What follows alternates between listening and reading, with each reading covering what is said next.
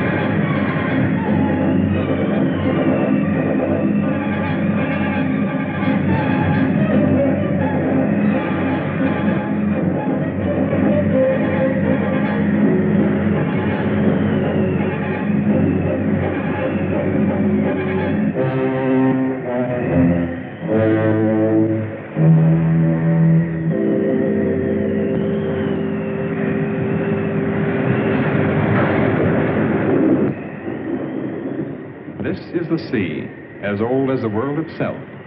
It extends over 3/4 of the surface of the globe. The sea, the birthplace of life, the great storehouse of minerals, the prison of haunting mysteries. The ocean is a dangerous jungle. Each creature preys relentlessly upon another. Each animal is equipped with an effective weapon: speed, camouflage, knife-like teeth, poison.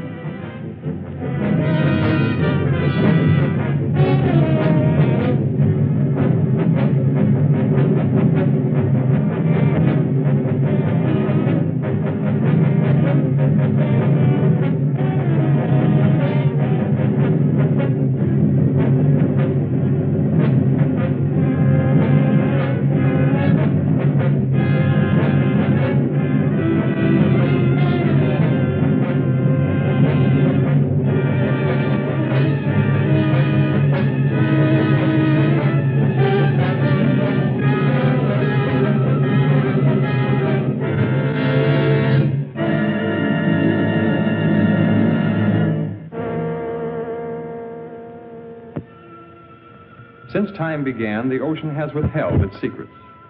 Man has ventured merely to its threshold. Oceanographers have, with precise instruments, presented us with a framework of facts. Around these facts, our imaginations reconstruct the eerie, forbidding atmosphere of the deep. Scientists, working with sonic equipment, discovered a mysterious layer which returned an answer to sound waves. This layer measured over 300 miles and lay 1,500 feet below the surface. It was soon noted that the phantom layer rose to the surface at night and descended to the deep water in the daytime. It is composed of living creatures capable of locomotion that are apparently strongly repelled by sunlight. Some oceanographers believe the layer to be made up of plankton. Others suggest that it is a gigantic concentration of fish. The most startling theory about the phantom layer is that it is composed of millions of squid. This theory is supported by the fact that squid are tremendously abundant. As the sun's rays become weak and soon turn into complete darkness, the fish are all black, brown, or silver. In the blackness of the deep sea, the strange phenomenon of luminescence is found. Half the fish that inhabit the darkened waters are able to turn their luminous torches on or off at will. Lower forms of life are known to have this luminous ability as well. Some fish have rows of lights. Perhaps these are signals, signs of recognition. The deep sea squid ejects a fluid which becomes luminous, a counterpart to the ink ejected by his cousin who lives in shallow water. The eyes of many creatures who live in the black world are enlarged and protruding, making the most of the intermittent lights which may reach them. On the other hand, some animals have no eyes at all. They have developed and perfected antennae and feelers. Their entire world is known to them through the sense of touch. Several years ago, a fish was caught alive off the southeast tip of Africa. It was an amazing sight. This animal was supposed to have been dead for at least 60 million years. After this discovery, they found the frill shark. He lived 25 to 30 million years ago. Perhaps there are other such anachronisms to be found in this region about which we know so little, other links with the past. Perhaps we can find the answers to many of these questions. We are now prepared to invade this black wilderness.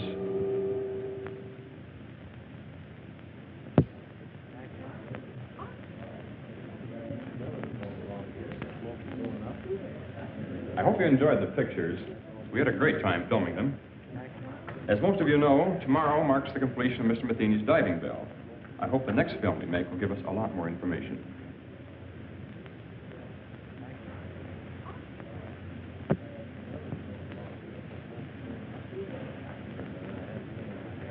You really think you'll find it much different at greater depths? Occasionally, a new species may rise briefly to about 100 feet from the surface and be seen by a diver. They return quickly, however, to about 600 feet. We intend to see what may exist thousands of feet below that. Matheny, I've had a lot of admiration for the things you've been doing in shipbuilding and navigation equipment. Oh, but this diving bell of yours is sheer nonsense. It's a waste of money. I'm sorry you don't share our enthusiasm. Even if it does work, which is doubtful, does that justify the cost involved? Curiosity is one thing, but you spent over $70,000 on a toy. Have you ever heard of Millard Wyman? Of course, I've read his books, and I believe he's your brother. He believes the sea could hold a food supply vast enough to feed the entire world. You built this bell for him? I'm afraid Mr. Wyman needs no help from us. He had his practically completed at the time we began. Well, then what's the sense of another? No frontier was ever explored by just one expedition.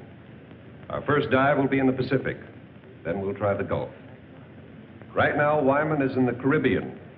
He's making his first attempt with his bell somewhere along the southeastern Keys.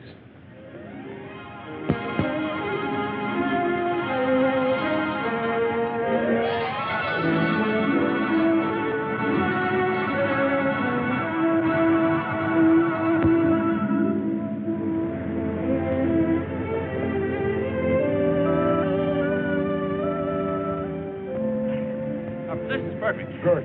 Better take a rest while I double-check the bell. I'll be ready as soon as I get some clothes. Craig says our location is perfect. Looks like a big moment's finally here. Well, Laurie and I are all set. How about Miss Marshall? Oh, yes, better. No, never mind. I'll get him for you. Try to relax, Mr. Wyman. You should be elated, not worried. I guess I'm too anxious. Look at me and think I was the one who's going down there. Let's get going on. Wait a minute. We shouldn't release anything until I come back up here with the pictures. What do you think I'm going down in that contraption for? Look, we'll have an absolute exclusive on this. Every wire service will get the depth information, but we'll be the only ones with the actual pictures. Now, doesn't that make much better sense? Come on, lady reporter. The time has come for your promotion. Or should I say demotion? Well, whatever it is, Skipper, you won't lose me on this show. I'll go on back to shore and call the office. Well, this will make a good picture. Hold it. Thank you. Well, goodbye, fellas. Good luck, Dale. Good luck, Dale. Thank you. So long, Dale. I know you're disappointed that Tom couldn't make it, but I just couldn't get him to come out. He asked me to give you this. Well, I hope he knows what he's doing. Because I do.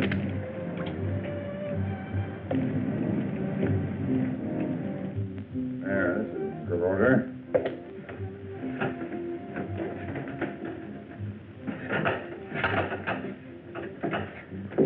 I suppose I shouldn't make a fool of myself telling you what this day means to me. Well, you people are taking my place in a way. I feel as if you've been working with me since the beginning. We're very grateful to be able to have a part in your work. You'll be going deeper than any man has ever attempted before. I wish I could go along with you. I know how you feel, Mr. Wyman. But I'll be talking to you every inch of the way. I know, Craig, but it's not quite the same thing. Well, good luck, Craig. Thank you. Paul. Mr. Wyman? You girls will let me down now. You take care of these fellows if they get scared.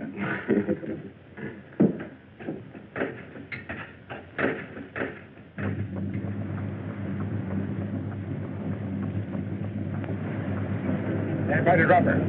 Craig, you ready? Ready whenever you are. Air pressure okay? Fine. Everything's 100%. Here we go. All right. Release!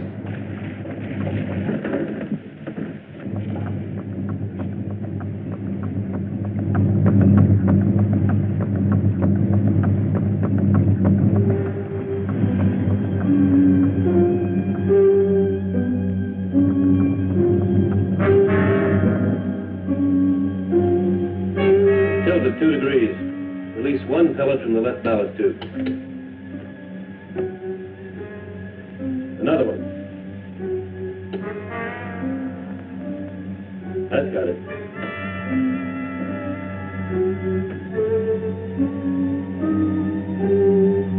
You just passed 1,000 feet, Craig. How's it going? Everything's fine. Just release 2 pellets to get a balance.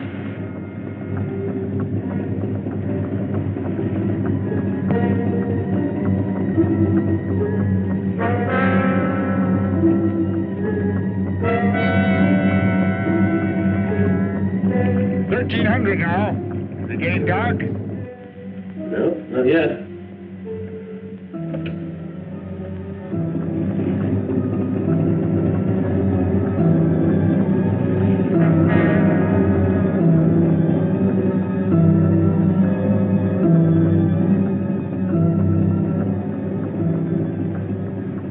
Can't be any sun penetrating now.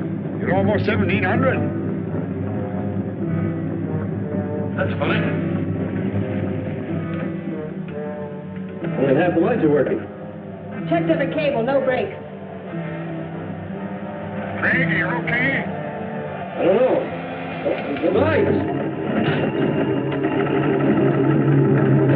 Craig, what happened? I think something's buckling. Craig, what's sparkling, Craig? The cable slid. We're hanging over to one side. I think we're gonna... Craig! Craig! Can you hear me? Craig!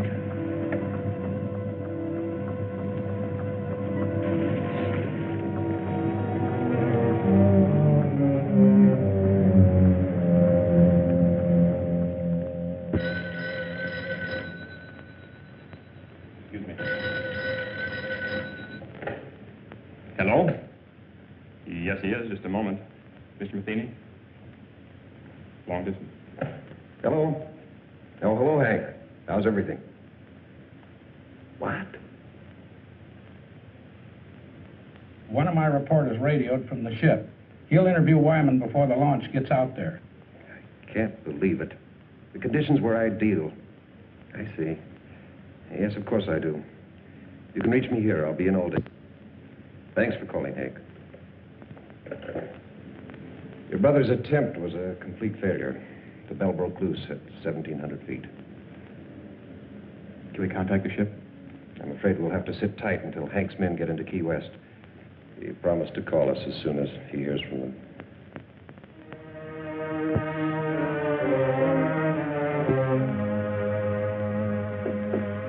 Mr. Wyman, sorry to barge in on you this way. We'll be leaving the ship soon. I wonder if you'd give me some information. You saw everything. What can I add to it? Would you mind telling me something about the occupants? I know Dale Marshall, but not much about the other 3. The other 3, as you put it, were very brave people.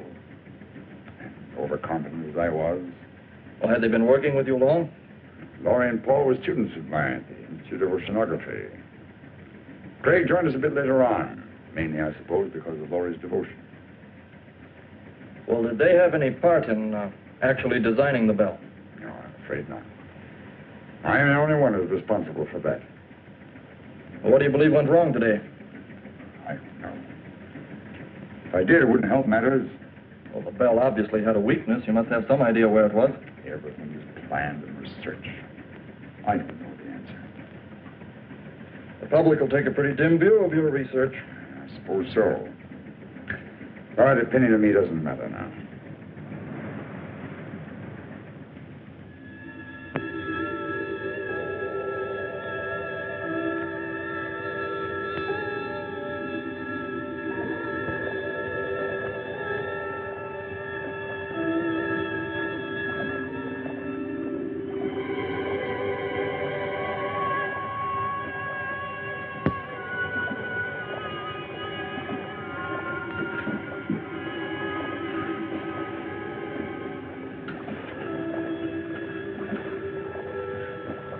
Craig.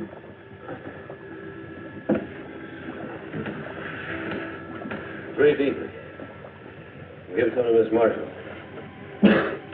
Craig, did we? Yeah. I don't know how deep we are. You feel all right? I think so. Marshall, stop it! Hold yourself!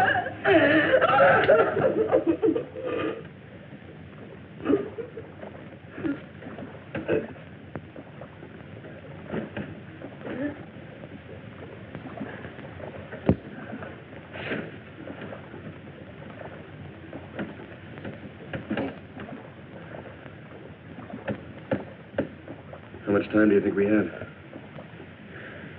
Oxygen tank only holds 100 cubic feet. Well, at least the shutoff valves worked. We could have been flooded when the cable broke. Although I don't know what good it is to prolong the inevitable. Laurie worked with Wyman for 3 years to build this. Dale Marshall was going to get a big story. You were going to see new sea creatures for the first time. Pretty noble ambitions to be blown up by one engineering mistake. Oh, well, I probably wouldn't have seen any new... Craig. We're not on the bottom. There's light out here. You must be on some kind of a shelf not too far below the surface. I don't see how that's possible, because we dropped out of the penetration of light. Well, how could we have moved upward? I don't know. At this point, I couldn't care less. Will we be able to get out of this thing? Well, look, at this level, the pressure shouldn't bother us. We should be miles into darkness, but yet we're not. Well, what are we waiting for? Let's check out of here.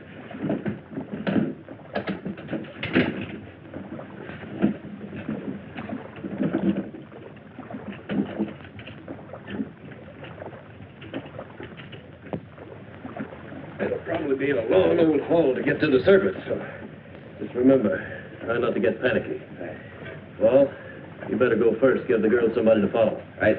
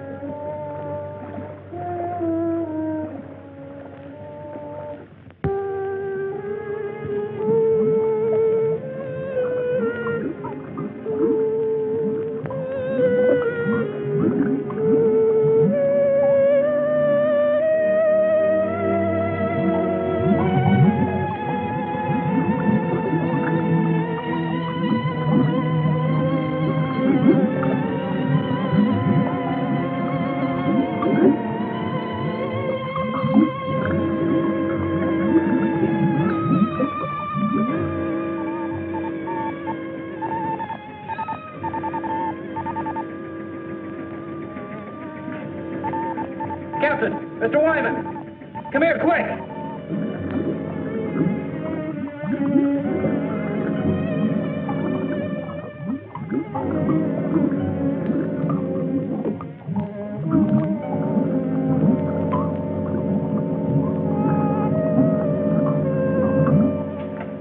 Do they have a chance to make it? The pressure's much too great for survival at that depth. Then why would they attempt to leave the bell? Not knowing how deep they went, I suppose they figured it was worth a try. Isn't there something we can do? Some way that... No, they'll never make it to the surface even without the pressure. I'm afraid they were crushed the moment they left the bell. What we see is their bodies floating upward with the currents.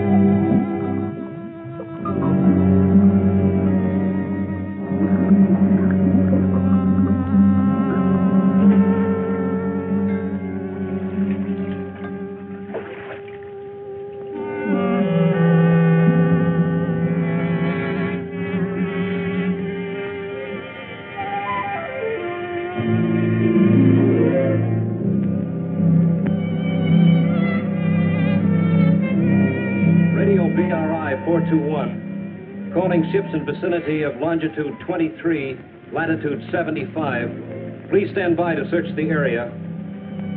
Repeating, ships in vicinity of Marlin 8. Please stand by to assist.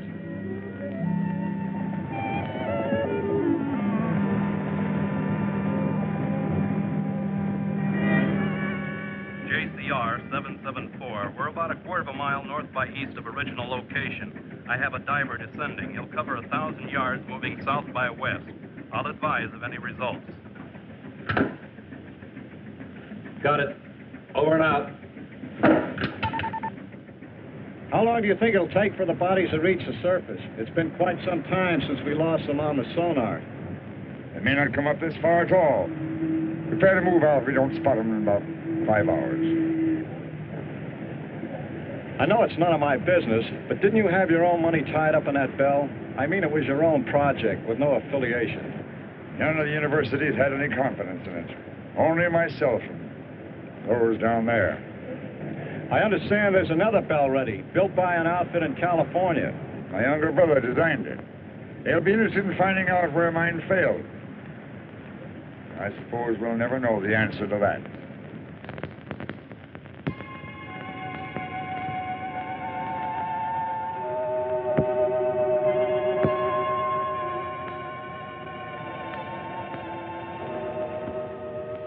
Fantastic.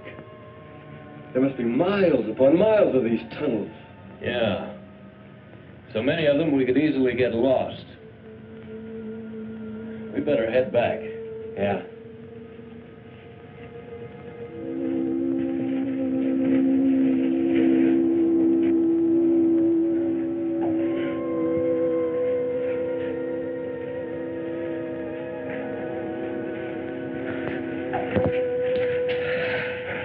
So long, we're getting worried.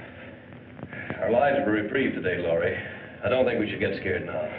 I found the answer to one thing. These rocks are loaded with phosphorus. That's how the caverns were illuminated. But did you find anything else? A way out? We might be here a long time before we find a way out.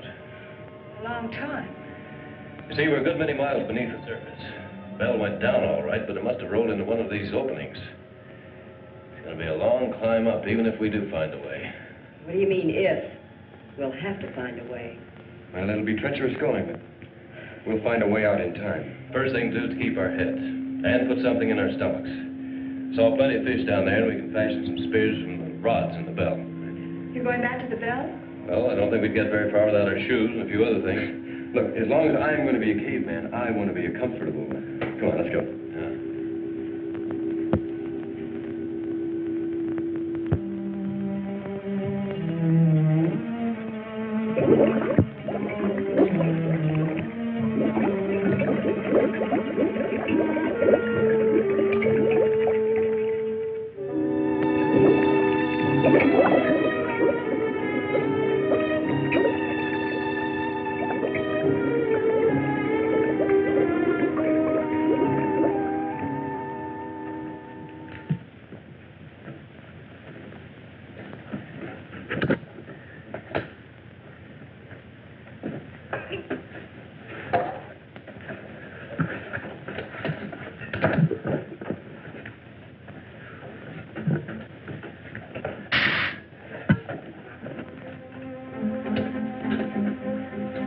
We better work fast. The tank's nearly empty.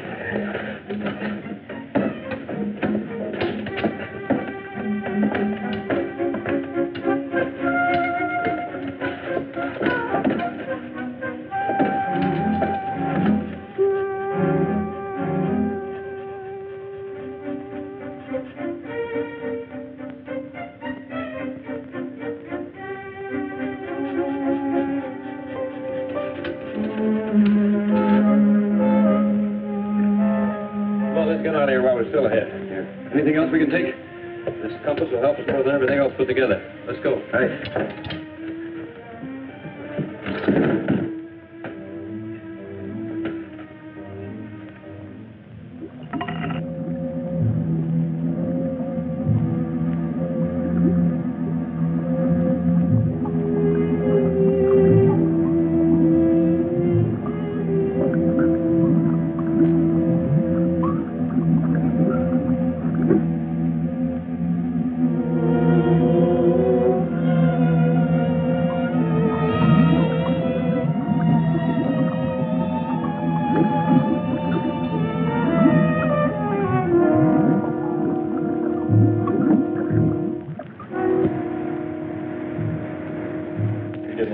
Too soon. There's a storm following right in our wake. Come in. Excuse me, sir, but I have something I believe is important. Yes? Well, I called to you and Mr. Wyman while I was watching the sonar, but... Well, apparently you didn't hear me, and I wanted to keep my eyes on the screen. It's all the bodies again? Well, sir, I don't know exactly what I saw, but I'm sure they weren't dead bodies. I saw two of the same masses move practically as they did before. How do you know they're the same? Well, the characteristics were identical, and they weren't floating. I'm positive they were moving under their own power. How long did you have them? Several minutes, sir. They moved along together, then one suddenly changed direction. I lost them at exactly the same spot as before. You probably saw some large fish that were curious about the bell. Begging your pardon, sir, but I've seen plenty of fish on that screen. I know this reading was of something else. You said they changed direction. Currents are pretty strong at that depth. But only one veered off. The other continued straight up. Well, whatever the objects were, it's a cinch the bodies aren't going to float to the top, and we've wasted enough time as it is. Sir, it's possible that That'll be all, Wilson. Return to the radio room. I have problems enough with the storm to contend with. Yes.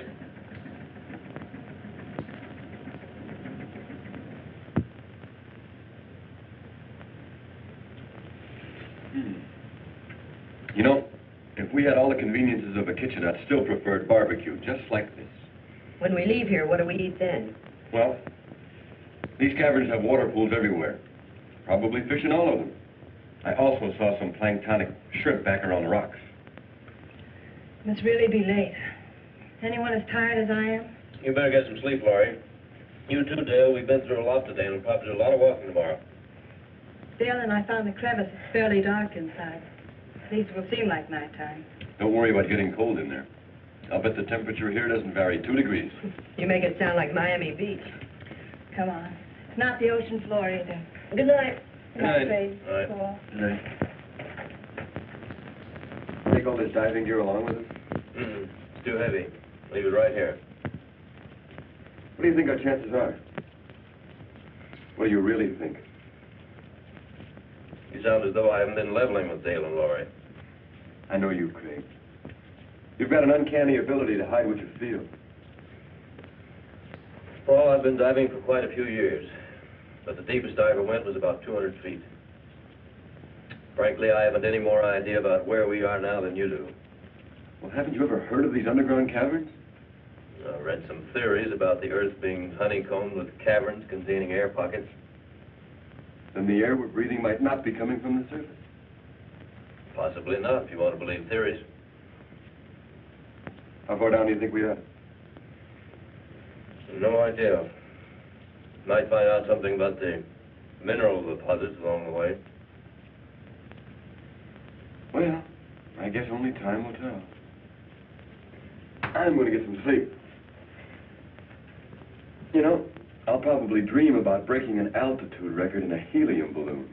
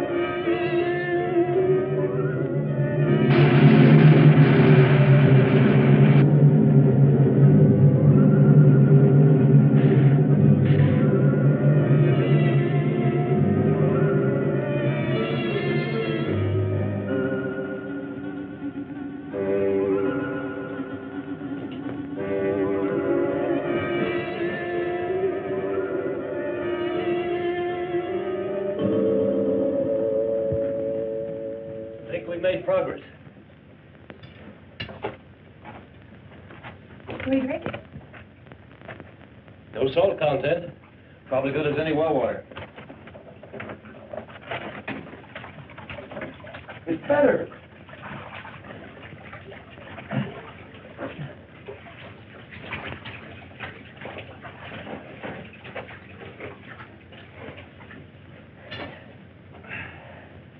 Can we afford a time out here?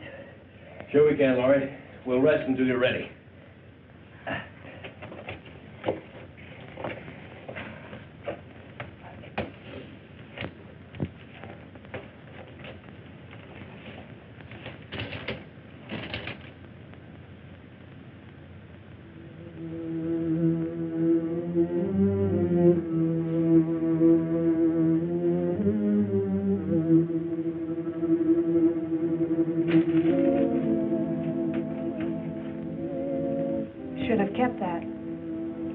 Before you get anything else to read. When I need your advice, I'll ask for it. Sorry. I didn't realize. You don't realize a lot of things. You probably never will. I didn't mean to intrude, Dale. It was just a friendly joke. Friendly? Well, you just listen to me, Miss Innocent. There's nothing friendly between two females. There never was and there never will be. Sorry you feel that way. I was hoping we could help one another. You don't need any help. Neither do I. Not as long as we have two men around us.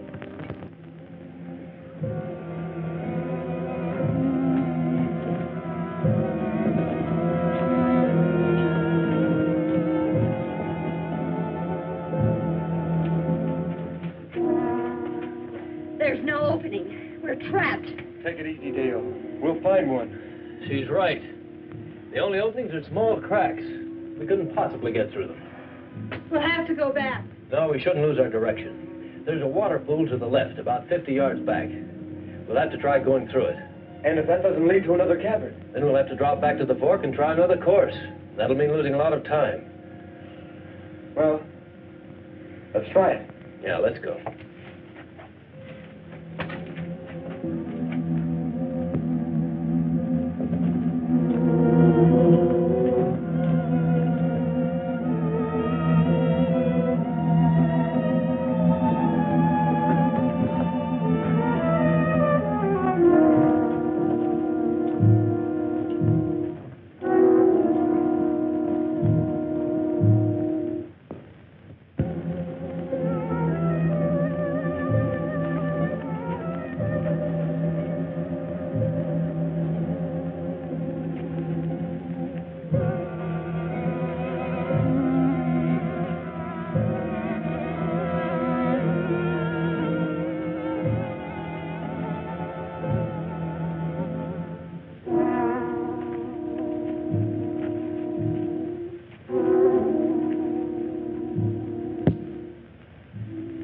Fall brings back plenty of shrimp.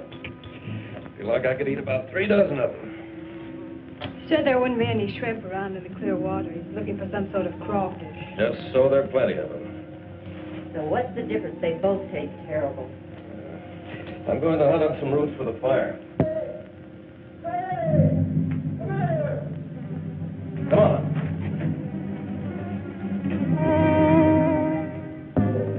Look up. Take a look at that. So we're not the first ones to be here. You know, it's not exactly my line, but I'd say he's been dead about 10 or 12 years. It's horrible. He probably kept walking until he dropped. Look, this is the best indication we've had yet. This man could have come down here directly from the surface. And I suppose he liked it so well he decided to stay here and die. Perhaps he just lost his way. Is that any better? Craig!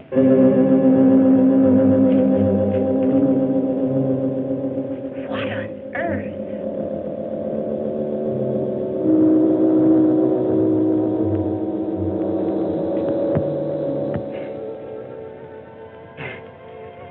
So he's a weirdo.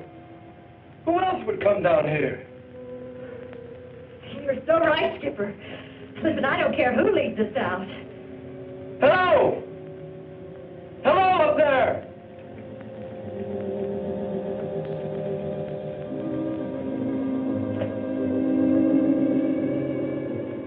Hello! I guess he can't hear us. Come on.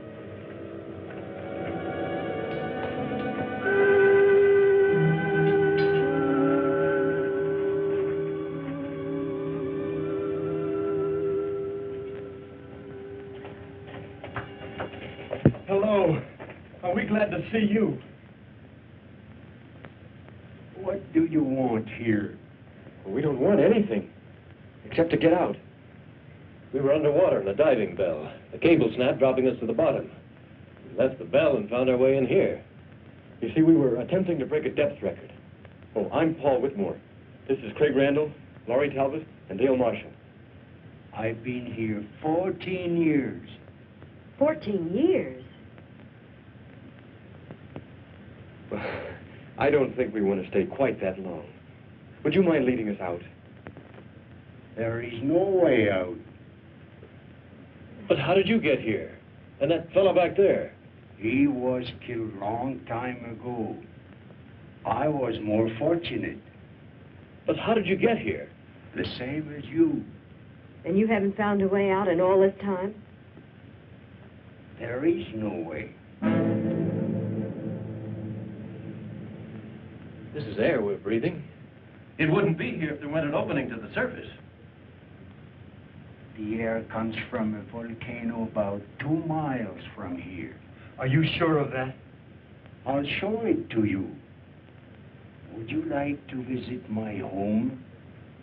Well, I don't know. It isn't far. I'll take you there.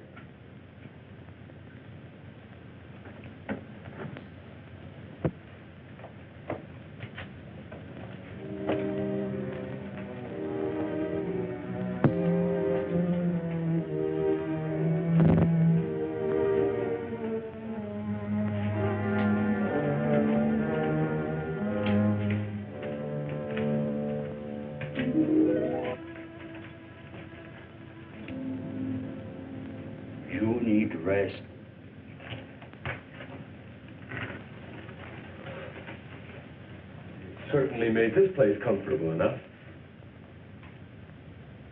I carried stones here to make pots and flint for fire. Sometimes I traveled to the salt water to bring back seaweed. You look at the size of this claw. There's no known species this large. I use it to spear fish. But you have fine weapons. With them we can hunt much better. Hey, are you positive there's no opening to the top? Even a small one we could hack out with some kind of tools?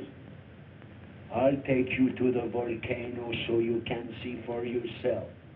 And then you will know as I do. How soon can we start? We must first have food.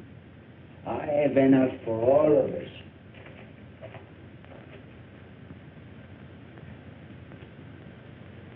Do you think he really knows? I don't think he knows up from down. But we'll have to go to find out if there is a volcano. Well, there's no sense in all of us knowing. You and Laurie should take a breather. You want us to stay here for a reason? Well, we'll probably be taken through some pretty rough places, no telling how dangerous. I'd feel better if you stayed.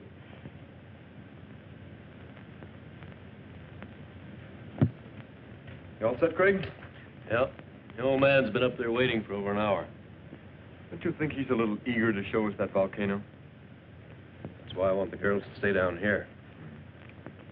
Never did buy that story about that ship sinking 14 years ago. What do you think he's got up his sleeve? Well, maybe nothing. I still think it'd be a good idea if you'd wait down here with Dale and Laurie. Oh, now, wait a minute, Daddy-O. I'm no babysitter. I'll tell you what I'll do. I'll trade places with you. Okay, you win. We'll both go. I think the girls will be all right as long as we stay with him. Yeah. Besides, they're planning a swimming party, and we weren't invited. Come on. Too bad we can't get a suntan. I can do without it. The sun always gives me a bad time. I got burned once at the beach and... Oh, well, that's not important now. We've been here quite a long time. They should be getting back soon.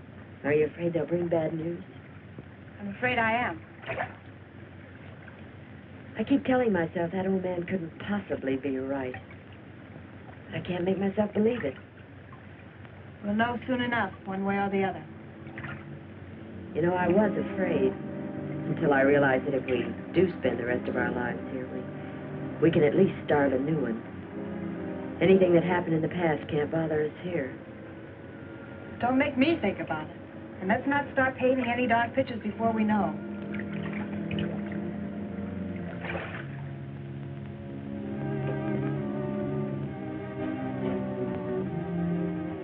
They're here.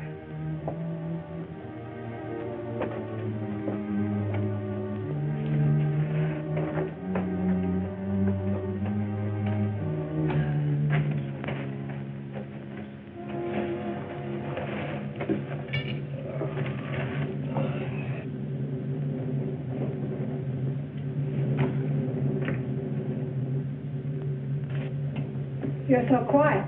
Does that mean that... That volcano's there, all right. Spouting air by the ton. Then he was right. Well, then... Laurie! Oh. Laurie, look, it won't be so bad. We took it hard, too, at first, walking down there and all that, but... Look, I know it's not going to be so terrible. After all, we've gotten...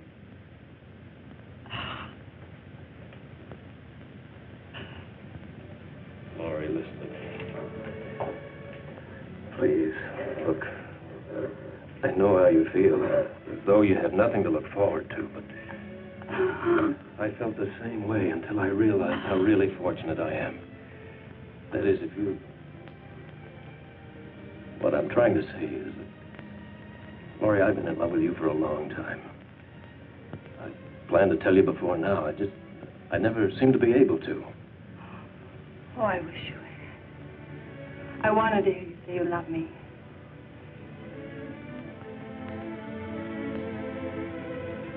Oh, Laurie, as long as I have you, my life's complete. Anything beyond that's unimportant.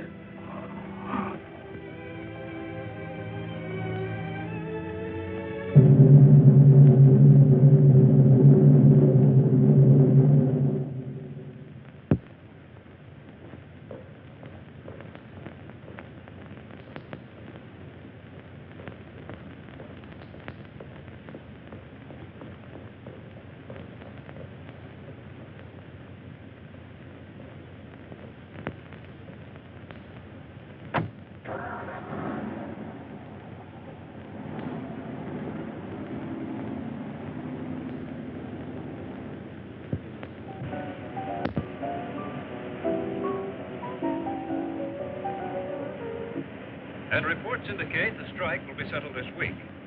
On the local scene, Marine Research of California has abandoned the scheduled launching of an experimental diving bell. J.R. Matheny, president of Marine Research, is rumored to have lost some $90,000 constructing the bell during the past 18 months. And now for a look at the weather.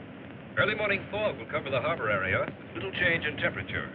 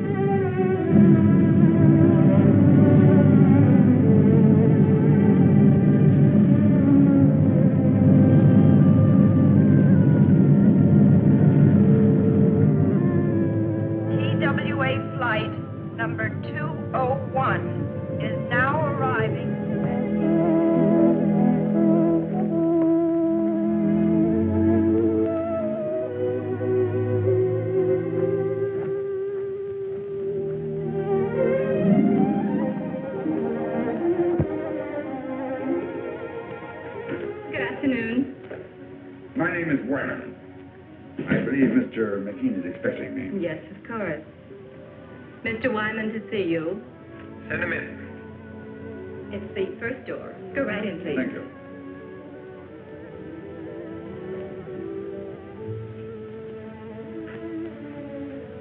Pleasure to meet you.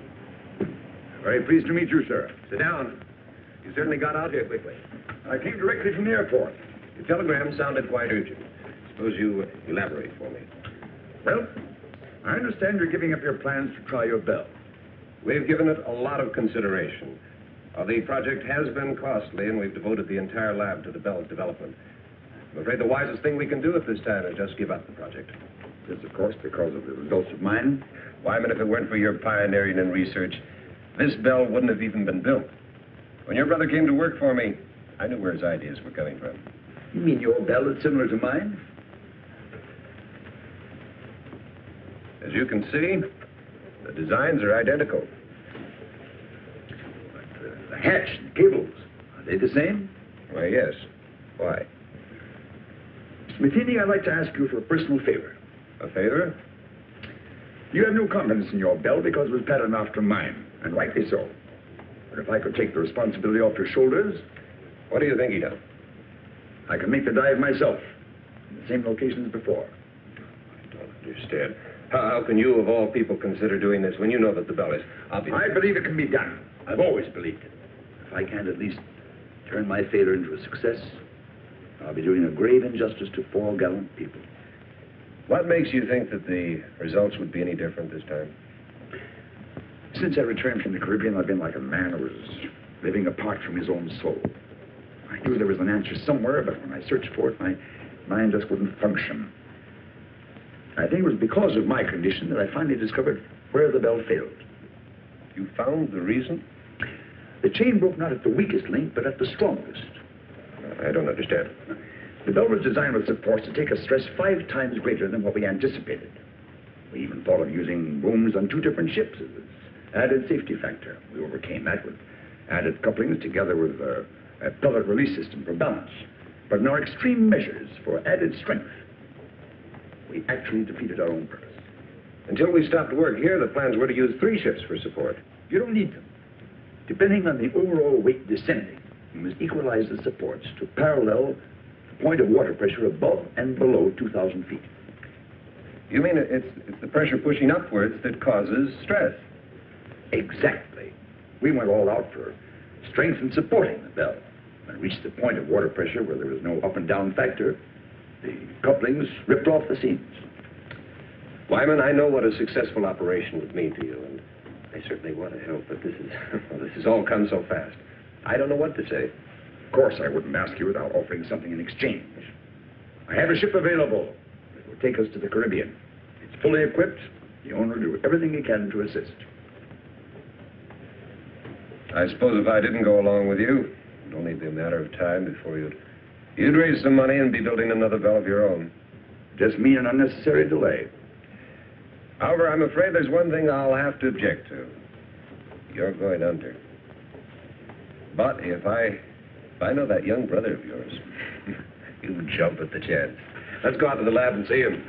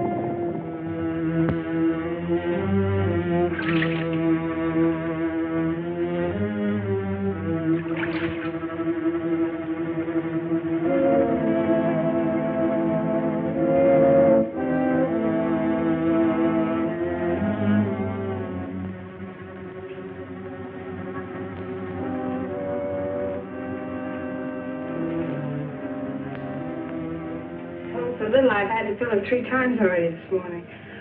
I suppose that means I'm not doing my share of the work. That's not at all what I meant. Anyway, we'll have some decent containers as soon as the men come back from the bell. Well, I hope they bring my camera back with them. I could use it for one of the decorations. Well, Craig said that they would only bring back the most important things. I'm sure your camera... Craig said this. Craig said that. Craig said.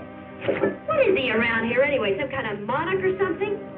He wouldn't take that old fool with him when he could use a couple of extra hands to help carry things. I'm sure Craig knows what he's doing.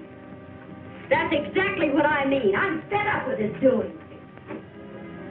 Nobody's going to dominate me. I'll see to that. Nobody's trying to. If you think I'm going to put up with this routine, you're crazy. Dale, there's nothing I can do to make you feel any better. Oh, yes, there is. And you're going to start doing a few things my way. Dale, I don't want to argue with you. Will you just leave me alone? I'll leave you alone when I get good and ready to. And so will Craig when the time comes. So that's it. You're not getting all the attention. You're pretty smug, aren't you? Just because we're all trapped. That's enough. And Dale, I don't want to discuss this again.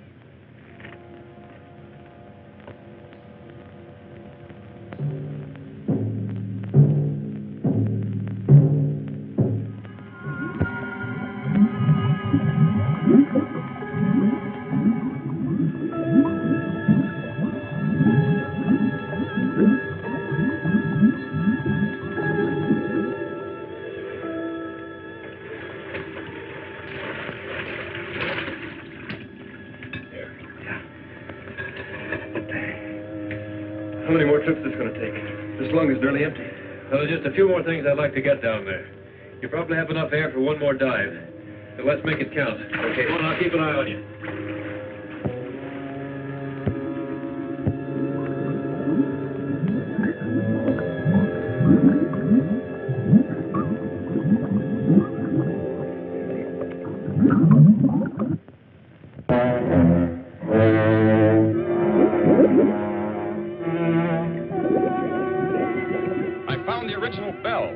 It's 100 feet below me. Wait a minute. Unless I've lost my mind, I see 2 men in the water.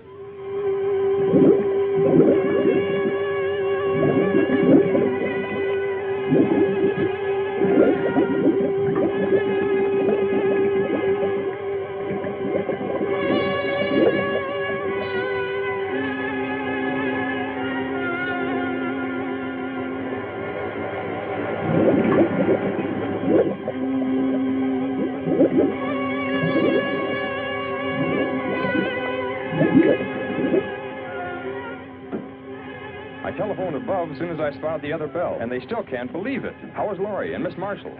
The girl's been doing all right.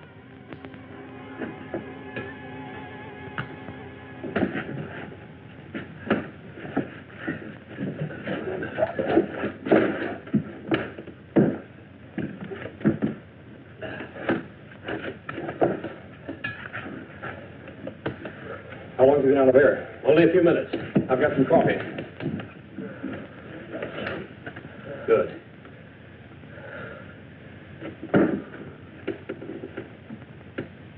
There. He's coming around.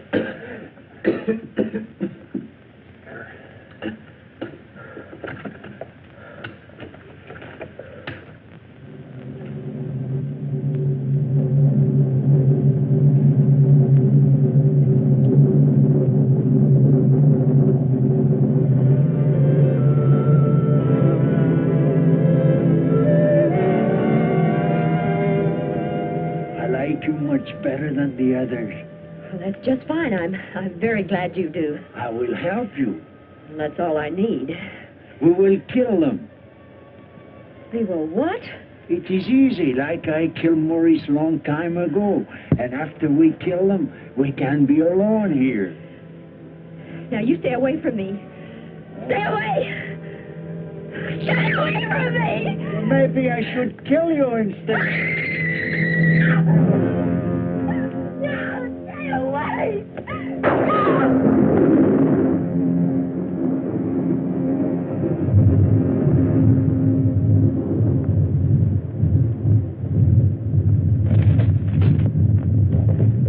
The volcano!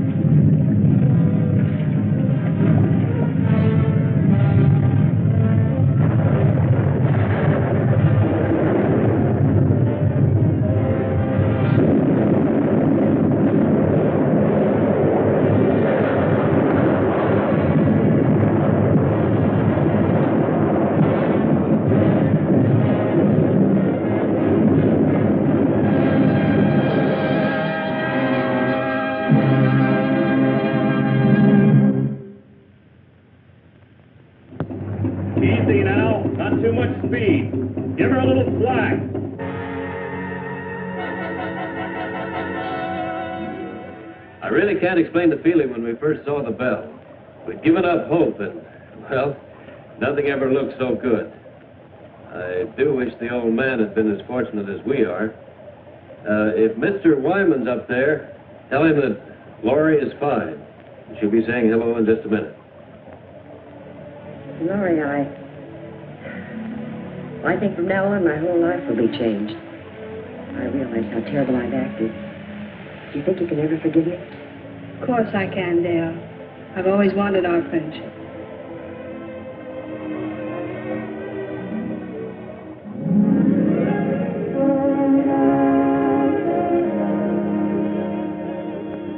Laurie. Well, little lady, you've got the scoop of the year. Well, not this time, Jimmy. The story goes to all of you. I want you to meet your benefactor, Mr. Matheny. Mr. Matheny, we're very grateful. We have only Wyman to thank. It's all his idea. Can't thank all of you enough. Come on, you people, move back a little. Let's give them room to breathe. Room to breathe. You know, I never thought about it much, but there's nothing greater. Well, I don't know about you people, but man, I'm ready for a 2-inch steak. Let's come on!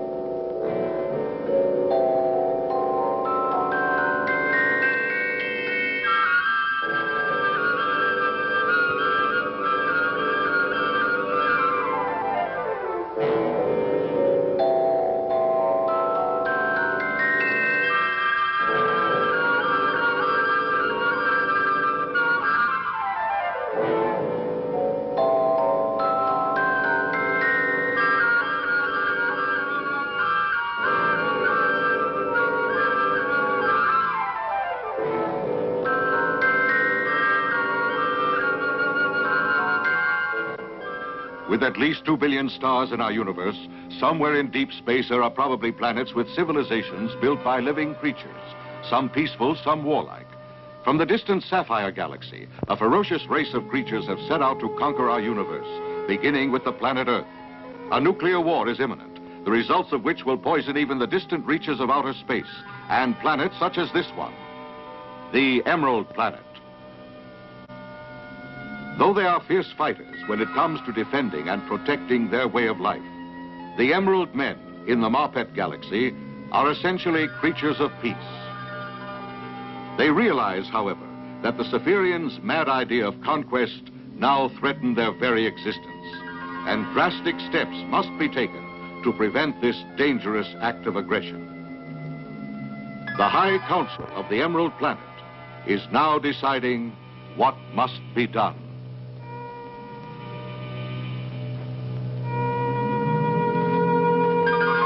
The Emerald Men realize the assaulting force which the Cephirians are sending earthward represents their finest legions and their entire arsenal.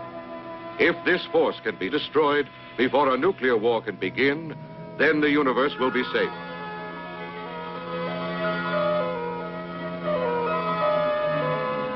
The High Council agrees that there is only one way the Emerald Men may be able to achieve this. The scientists of the Emerald Planet have invented one of the most ingenious mechanisms the universe has ever seen. Called a globe meter, it is carried on the wrist. It enables the wearer to do three things: to fly through space, to detect radioactivity, and to speak and understand every language on the planet Earth. Finally, this great forum of the Emerald Hierarchy reaches a decision. In order to save Earth from the invasion of the Cephirians, they once more must present the globe meter to one of their fellow creatures and send him to Earth. He is the creature known as Starman.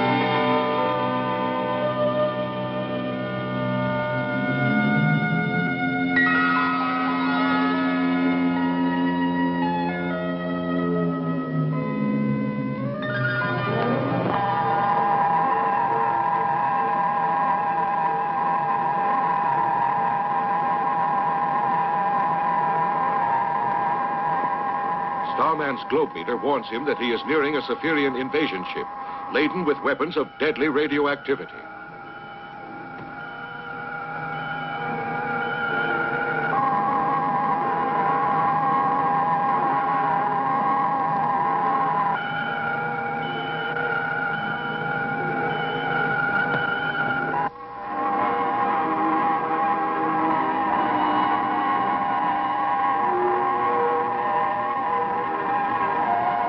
Starman realizes that the ship contains enough radioactive material to destroy Earth within a few seconds. He knows that even though he may be killed, he must attack the ship.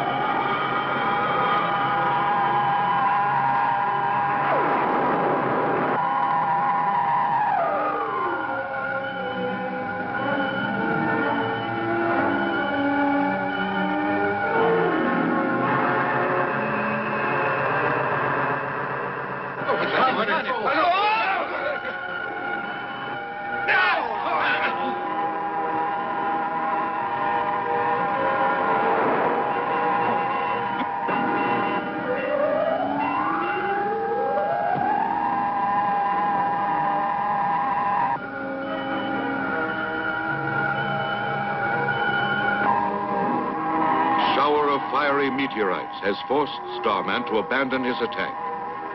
He decides to land on Earth and to learn who among the billions of Earthlings is a traitor to mankind and is working with the Cypherians.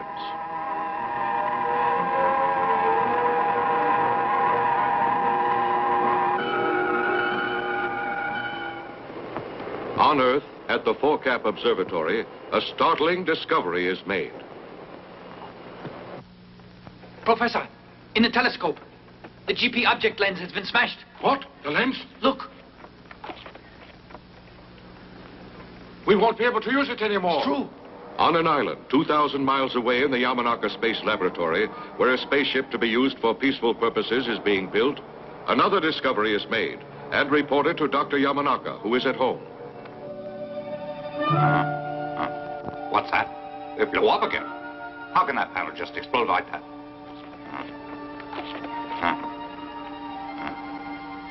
I'll inspect it. You can tell Asami to continue examining every part.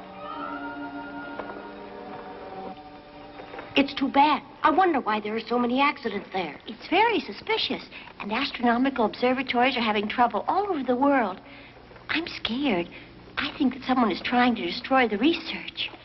You could be right, but why would they try to destroy a work that's so peaceful? I can't understand. I can't either, Ryoichi. As Father's ship nears completion, there are more accidents. Keoru, I'll go to the laboratory now. After that, I'll go to the plant. You can tell them at the plant to look over the ship. All right.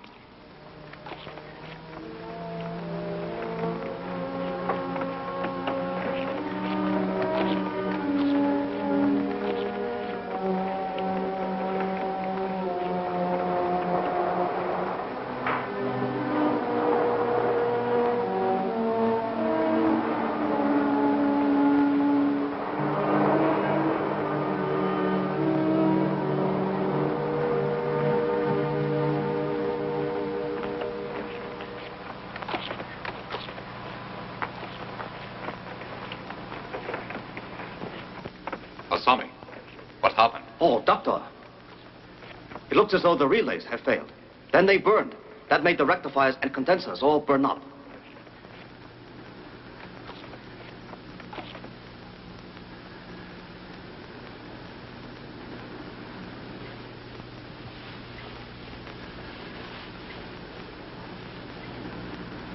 saw me?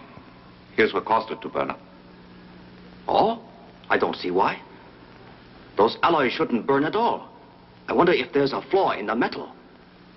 That could have caused it. Doctor, why not return the part as is? I suggest sending it to the company making it. It's too risky. There'd be some publicity. Our enemies mustn't learn of this. With a ship like this, I wouldn't trust them. As men of science, I'm certain you're aware that the value of this great ship we're building lies in its peaceful usage. With it, we can learn what lies beyond our solar system. And yet the ship is dangerous. Enemies could use it against us. And should that occur, you know that we'd all be defenseless, and the destruction could be terrible. So we will have to continue working in secrecy for a time. So, not a word of our successes or failures must reach the outside world. We'll say nothing until our ship is ready for flight.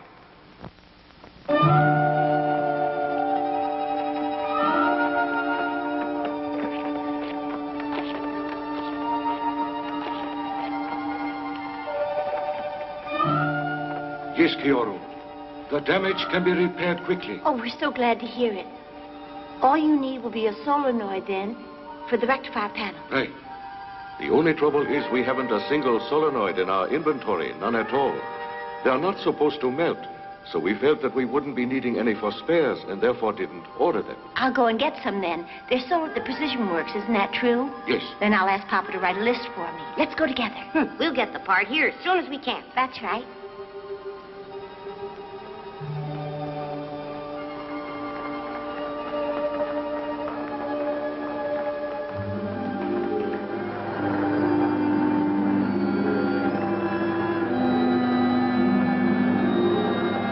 Kyoru and Ryuichi leave the island space laboratory and go to secure the precious part needed for the spaceship.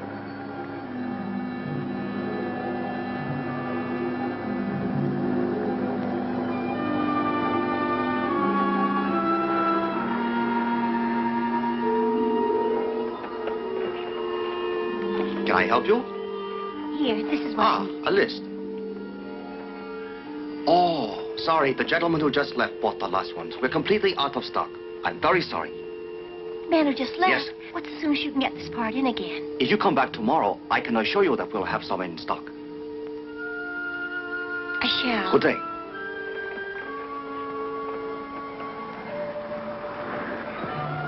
It's peculiar. That strange man took the whole supply just now. Isn't that suspicious? Certainly is. Let's trail him, right?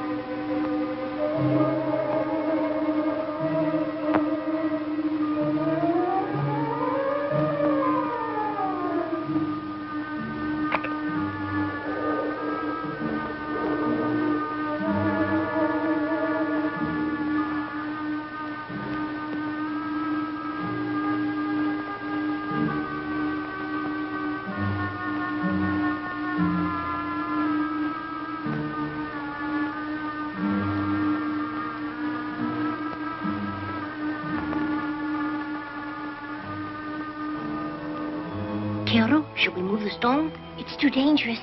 Instead, I think we should call the police. Stay right where you are.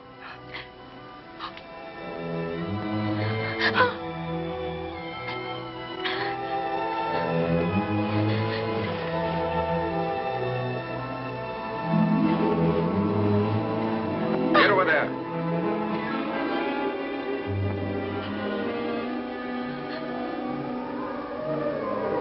Get in. Move.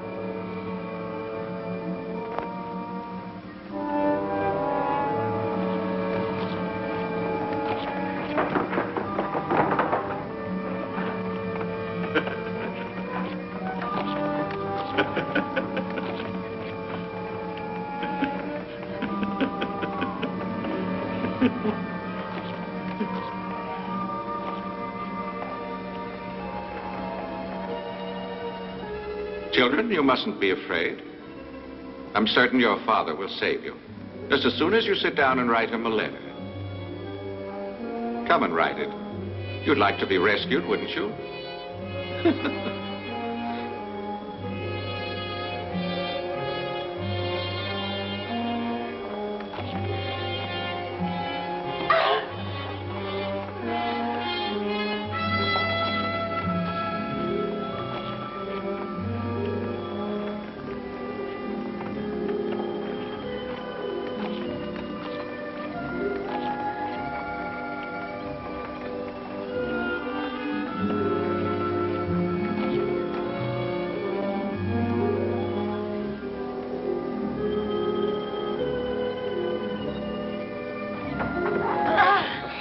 You know where to take them.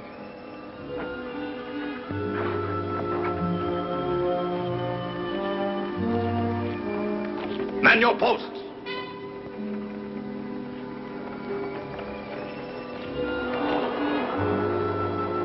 At this same time, on the island where the secret space laboratory and Dr. Yamanaka's home are located.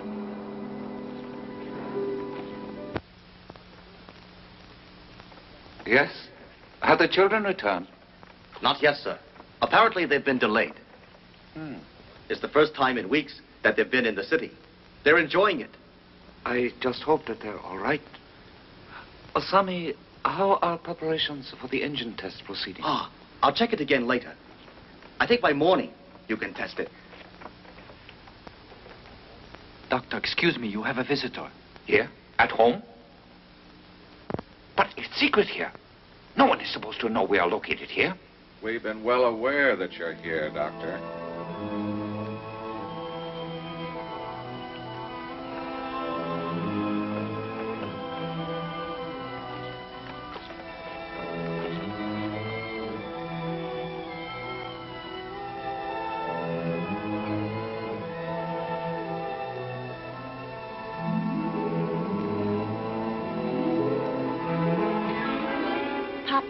We are locked up in their secret headquarters.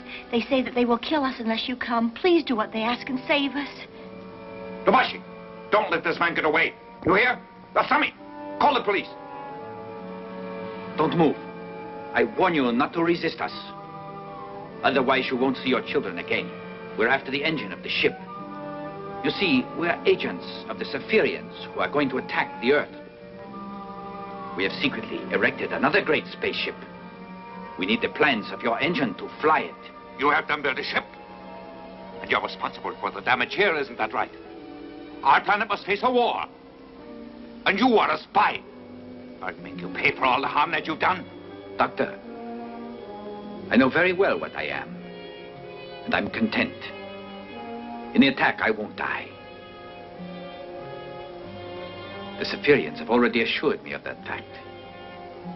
Come with us. After the engine is installed, you'll fly it. The ship will be ready as soon as you have the engine working. Now let's go, Doctor. And if I decide that I won't?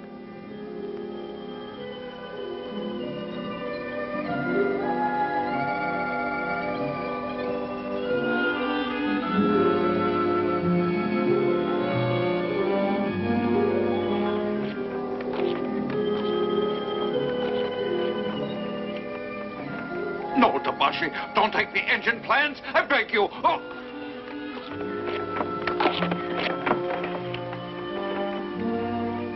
Now, go ahead. Let's go.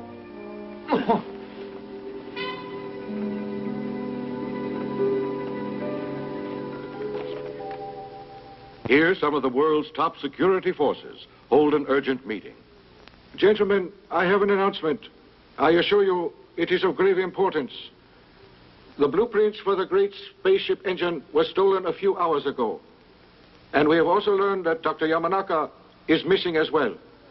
All of his work has been sabotaged. Have you learned who is responsible? At the present time, we have no clues whatever. Keeping this situation secret is wrong. I think we should let people in on it. There might be some way that they can help. No, I strongly disagree. No. You're certain? Starman, you say? Yes, sir. My dear sirs, Starman is outside. He would like, he said, to address this meeting. Is this Starman? Is he anyone we can call on to help us? If he is, then I propose that you ask him for his assistance immediately. We'll see. Sure, Starman is... Yes. Absolutely.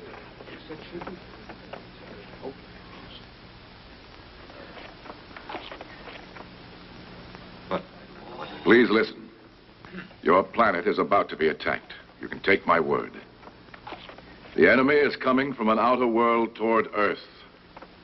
They are called Saphirians, and they are a vicious race. Some of their secret agents have infiltrated your most restricted areas, your governments and your scientific laboratories. At this moment, the Saphirians have a huge space station within striking distance of Earth. That's right. It is in position. And also, I know this. The Saphirians have built a great ship. It is similar to yours, except that it lacks an engine as powerful as the one on your ship. However, their agents have managed to kidnap Dr. Yamanaka and stolen the plans for his engine. Gentlemen, I want to say, I've come from the Emerald Planet to save Earth and ensure peace for all time.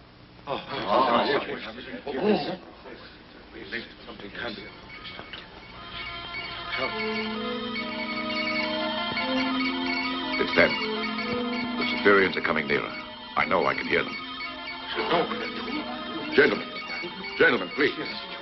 I promise I will locate the Saphirian ship. And I'll return Dr. Yamanaka and the blueprints.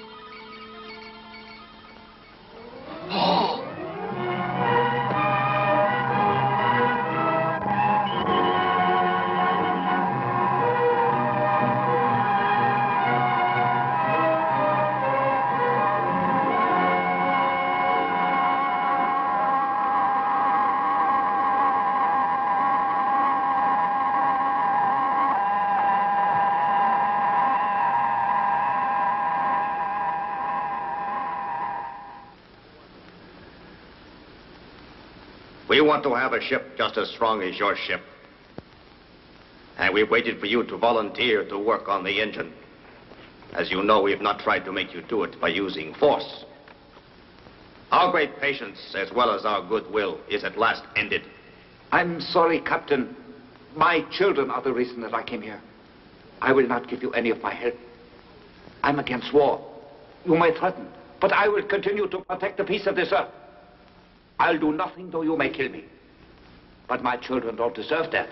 You can free them. Captain, they're innocent and should be spared. I'm offering my life to spare them. There's no amount of brutality that'll make me submit. I have another way to force you to do as I want. I'll make you into a Saphirian slave for all time. Lieutenant, use the thought eradicator. Yes, sir. No! No! Let go!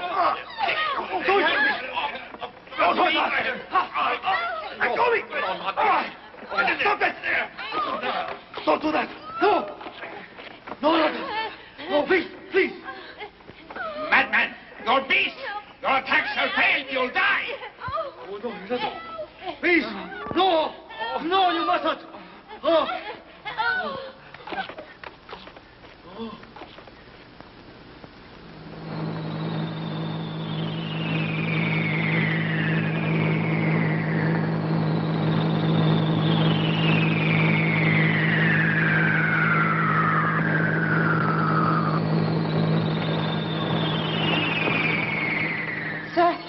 strange interference on our warning system. Make contact with the space station. See if they know what's causing the trouble. Yes, sir.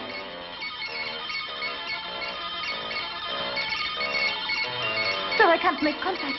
There's a strange object interfering with the beam. Switch to another band and turn the frequency up. I'll try, sir. What is it? Emergency. I know that sound.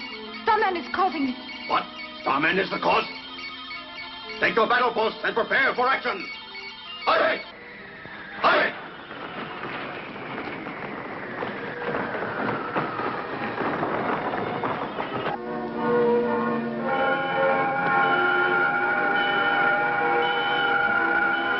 As he flies toward the space station, Starman detects signals from the secret Zephyrian base on Earth.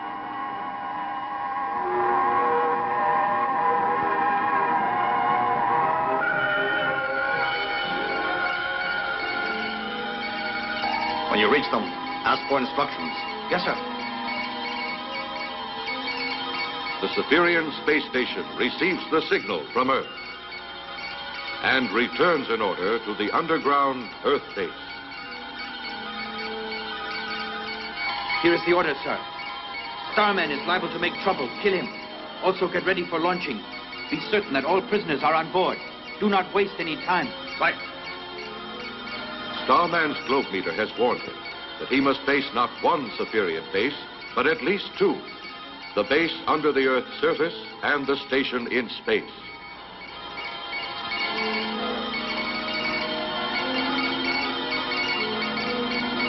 Starman crossed the electron net. Stop all sending until we can kill him. Ah, Starman's approaching. Increase acceleration. A third. Mach 80.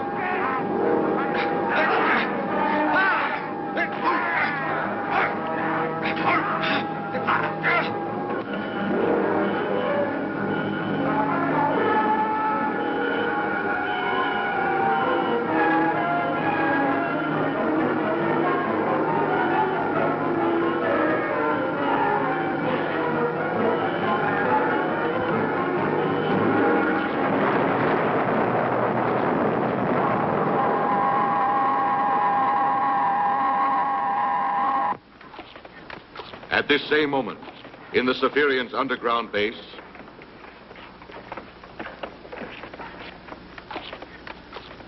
launch the ship! Hurry!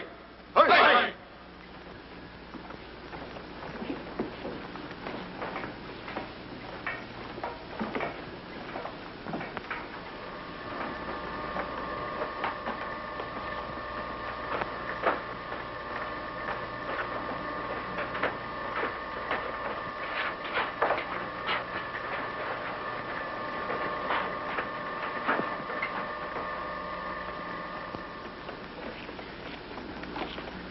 The countdown may begin. Report. Monitor. Open. 7, 6, 5, 4, 3, 2, 1.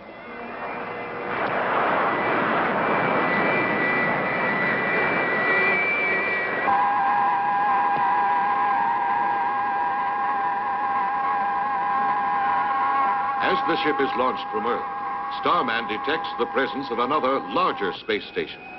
It is the Spherian Supreme Headquarters.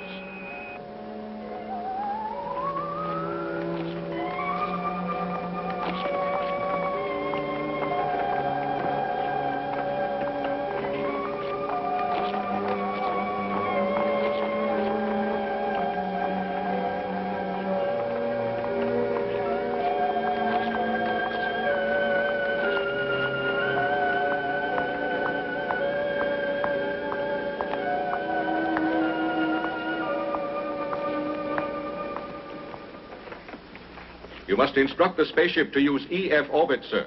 I know it.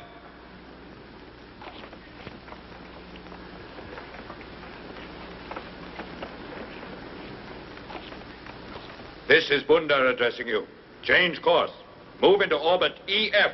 Wait for further instructions. Our course is altered. We are entering orbit. EF is near the Death Star. I know with a certainty that our new ship can withstand that heat. Starman, as he tries to follow it, shall die. The flames there shall destroy him. The minute that's done, we can move through Earth's solar system, and our scheduled attack can begin. Sir, after it crosses the Death Star and our attack is ready, I suggest you offer a surrender ultimatum.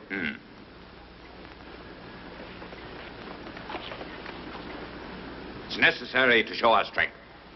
And in order to do that, we'll have our rockets destroy one of the peaks in the Himalayan mountains. We'll approach Earth from this point as planned, but first, Starman must be destroyed.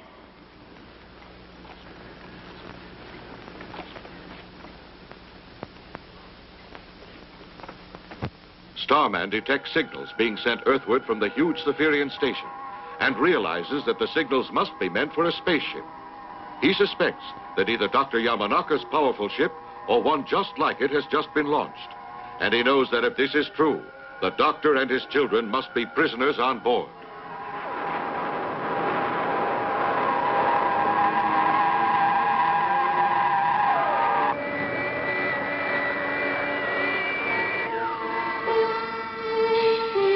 The ship will cross the fiery Death Star very soon now. Start adjusting the cooling system. Yes, sir. Turning cooling system up.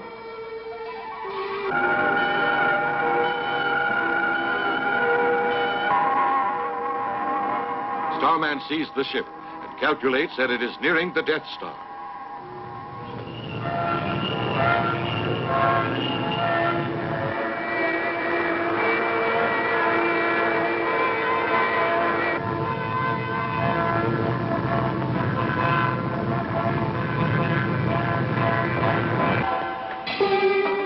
Exterior heat rising. Continue. Yamanaka, make that heat drop.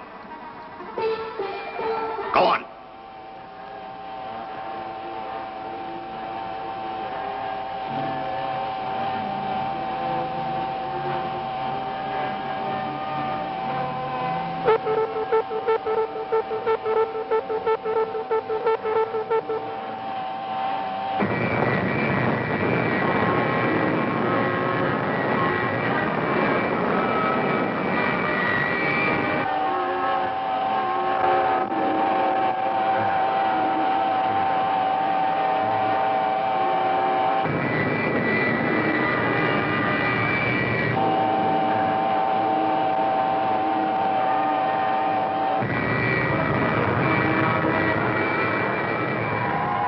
Starman doubts that his steel body can withstand the terrible radioactive flames, but he knows that he must try to stop the ship from keeping its rendezvous with the Spherian Supreme Headquarters. If he fails, Earth will be destroyed. He has no choice but to risk the flames of the Death Star.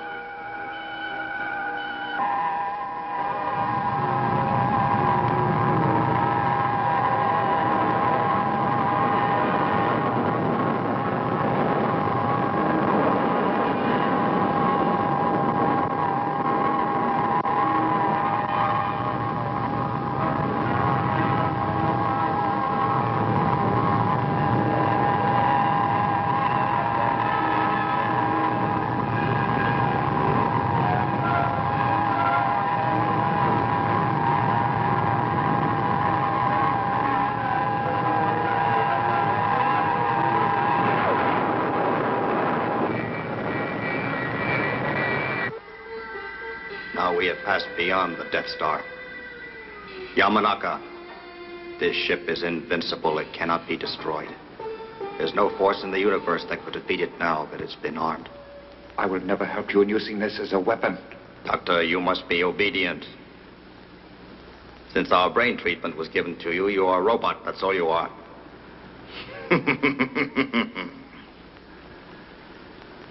You and the others have no choice but to submit to my orders. Without you and your vast knowledge, we could not fly this ship or use it against your planet. But now there's no problem. You are completely under our power.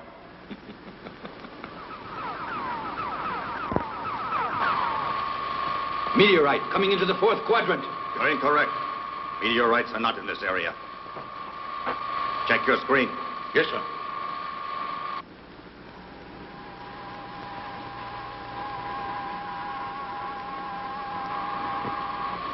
Starman is there. Starman. It's a mistake thinking he couldn't withstand that tremendous heat. Now we must outdistance him. Curse him. Increase our speed.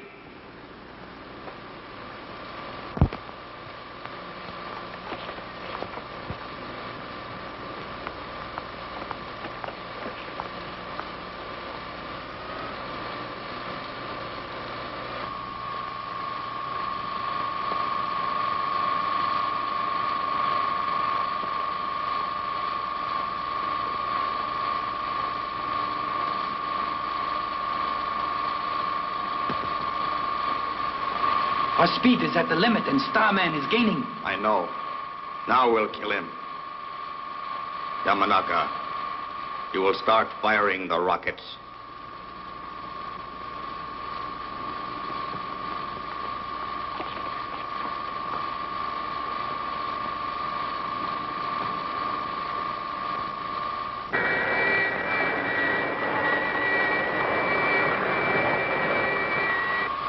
Hurry, Doctor. Starman is an obstacle that must be destroyed. You must not hesitate to eliminate him. These weapons can do it. You must try to make every one of them strike him.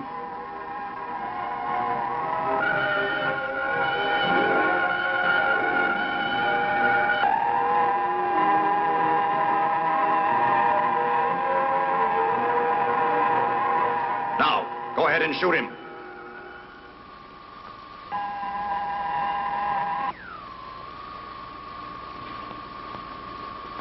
Shoot!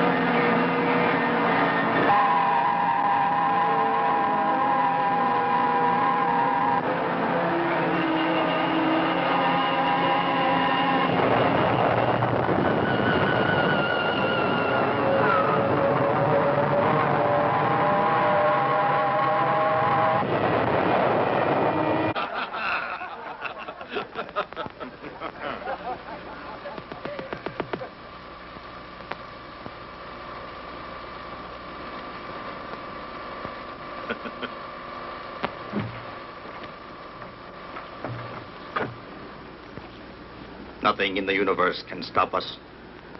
Bundar, our supreme commander, is a genius. By ordering us into EF orbits, he enabled us to kill our enemy.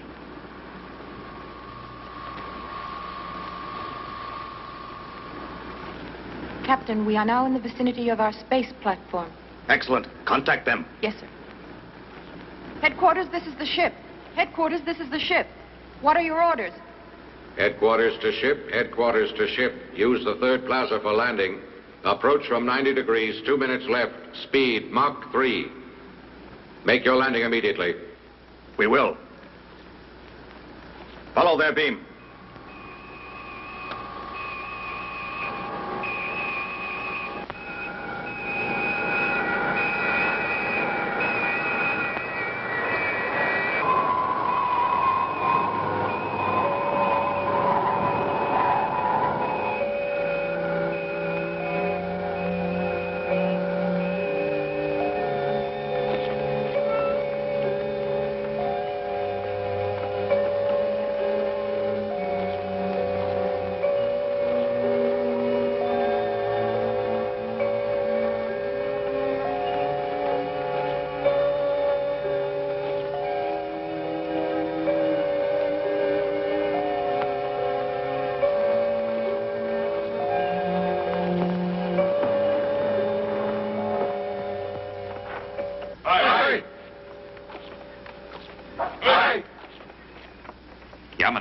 Greetings. I extend to you a welcome to our station. We're going to erect other ships here. We'll send them all against Earth to destroy it. And you'll help. We need your brains in this. Here's our plan. We Saphirians are not interested just in Earth. We intend to conquer the entire universe. And to do it, we need vessels that can withstand all counterattacks. They'll be strong, made just like your ship, Doctor. And that is the reason our honored leader brought you here. You, Doctor, will design and help build the ships with which we shall conquer the entire universe. Report. Yes, sir. The missile's ready and prepared for program. Excellent. Aye. Aye. Aye.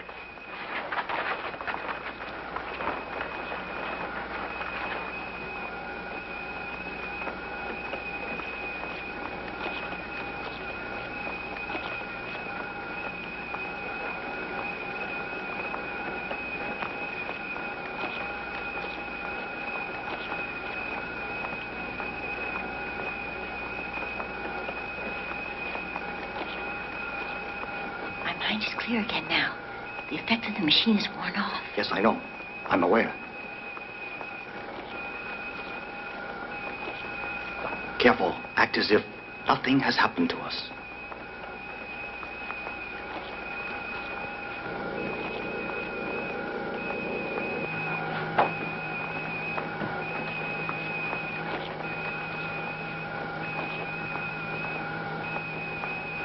Creatures listening on Earth. My plan is to destroy your world, but it's not too late to save the Earth if you unconditionally surrender. You must surrender or die, because destruction will be total. People of Earth, surrender or die. Our power will be demonstrated now. We'll direct a missile at the Himalayan mountains. Pay attention to its great destructive force. More can be sent unless you give up.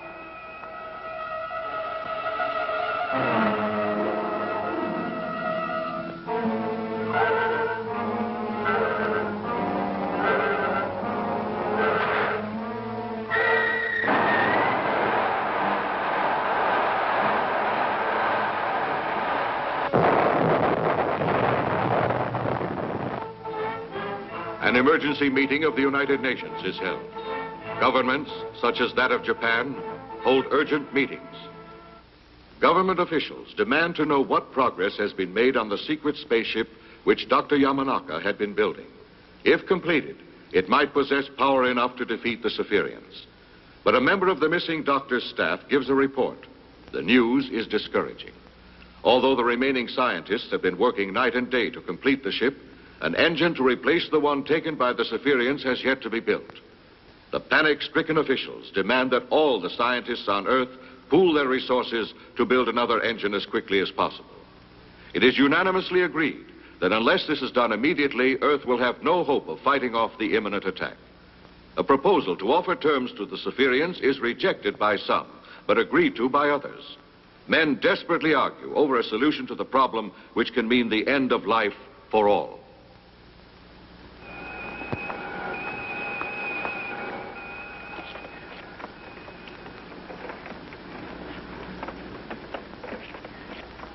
Yamanaka, what's taking you so long?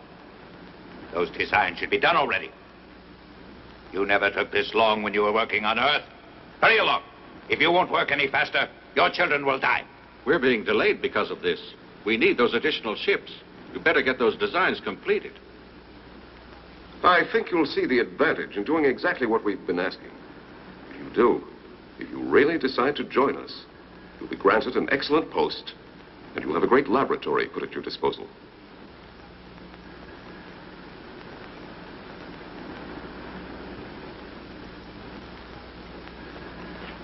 Sir, bad news. A report just reached us from our base on Earth. The Earthlings refuse to accept your ultimatum, sir. And also, we just learned that they have arrested most of our secret agents. And their top scientists have resumed work on their great spaceship. What?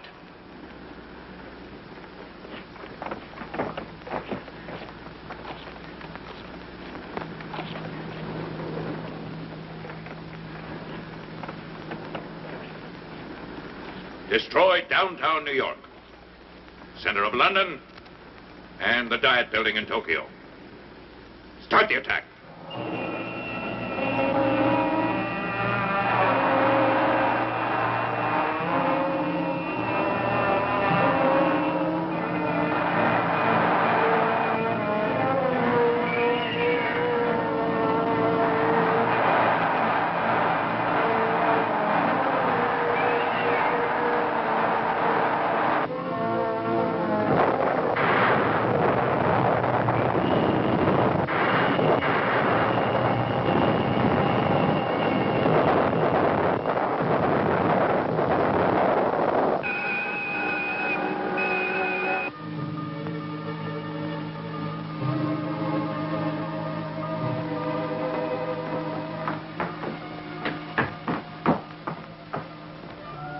If they keep up this missile attack much longer, all the Earth will be destroyed.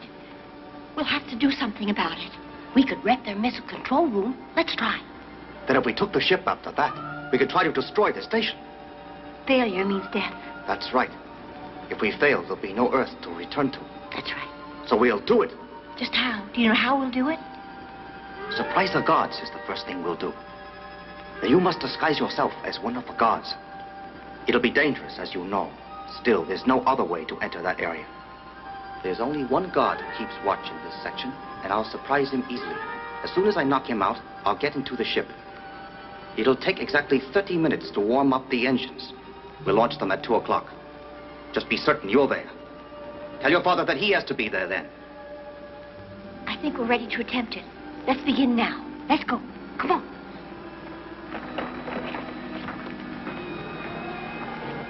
You're forbidden to talk. All right. We won't do it anymore.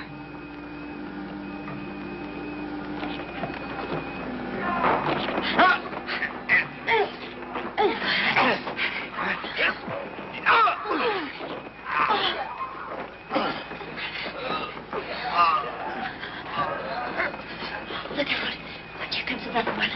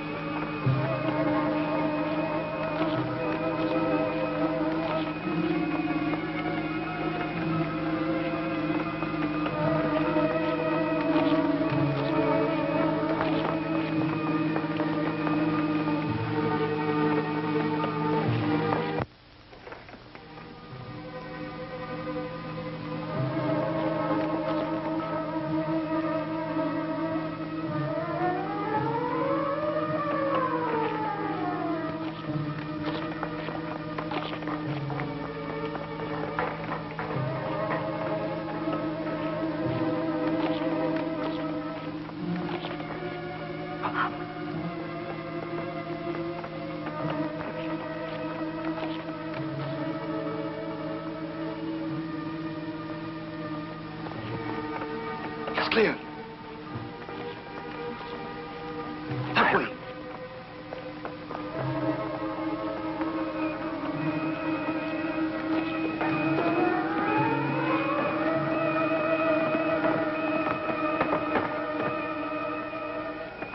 I just was issued orders. You're dismissed. Wait. Weren't those orders written down?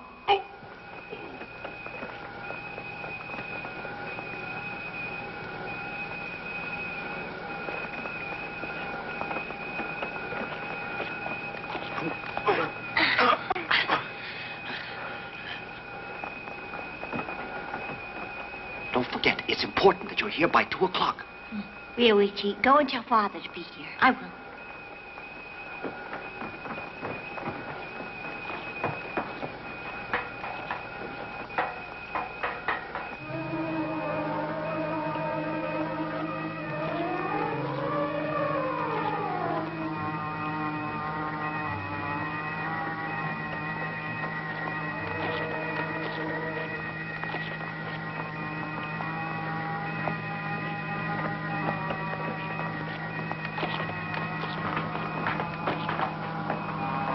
I'm here to relieve you as ordered.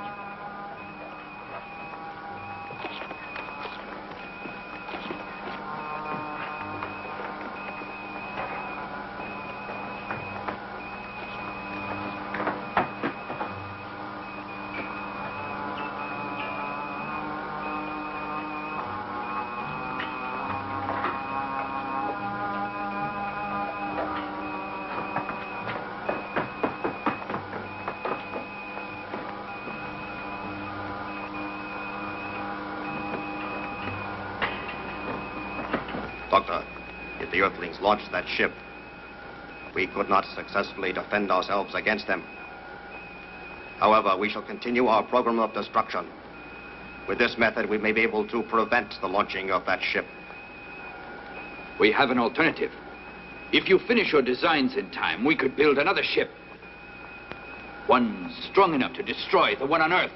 How long will it take you to complete those plans? I won't do them. The effects have worn off. The doctor thinks again. He's to die. Sir, the missile control room is damaged. Sabotaged. What? Sir, the pressure adjuster is ruined. It's sabotage. I see. Sound the emergency.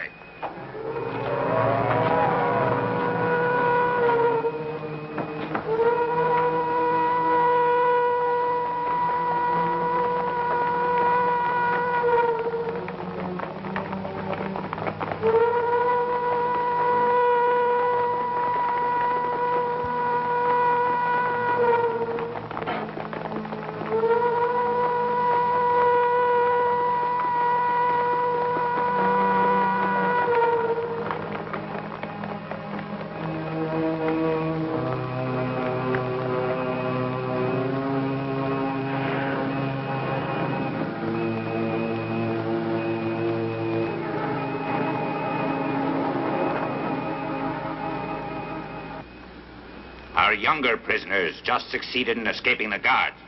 They are the ones responsible for sabotaging our instruments. We must find them and make them pay for this.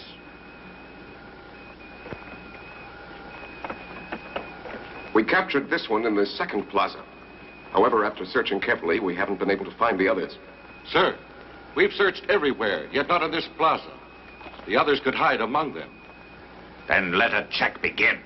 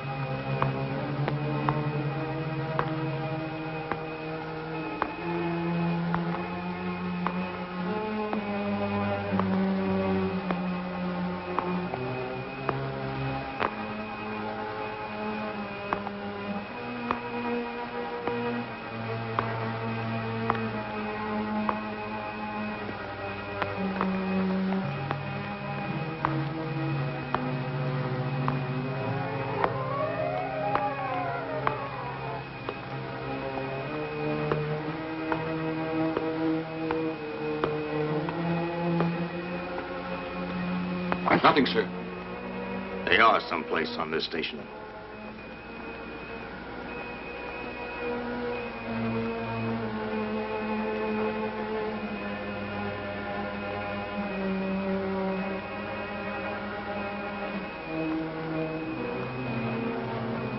There's one more area that they could hide in.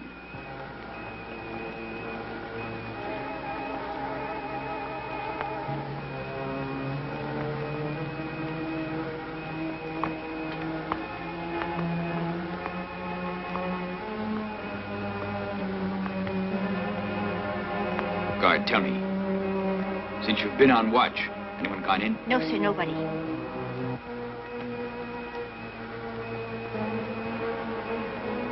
How long were you here? Sir, 1 hour. I didn't order you here. You don't belong here. You're a prisoner. Father! Where is he? Get back.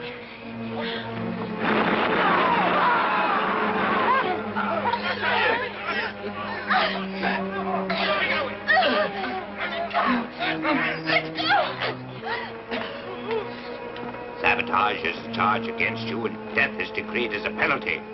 I'm passing that sentence, yet it's too easy a penalty for you. Go ahead, execute them.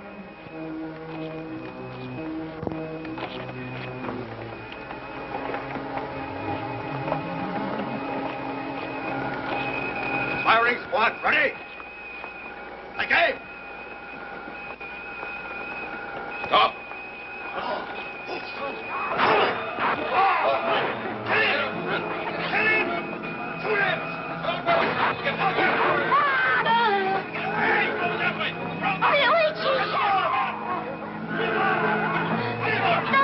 Caesar!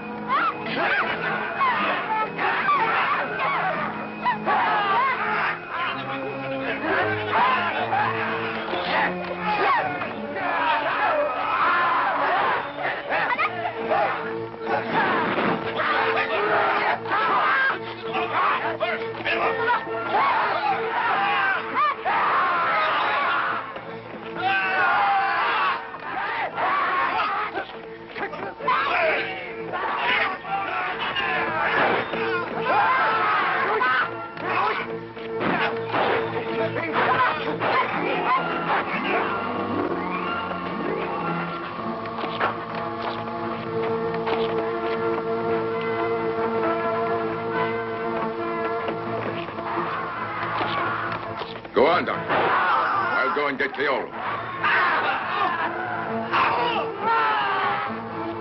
Doctor, we made it. Theodore isn't here. Where can she be, Father? I turned on the engine switch at exactly past. They'll go on at 2 o'clock. She's got to make it to the spaceship before then. Otherwise, she'll be left behind. The ship will leave, and I can't stop it. I'll take a look. I'm sure she must be coming. Oh, don't go. Starman is already searching. We must put our trust in him.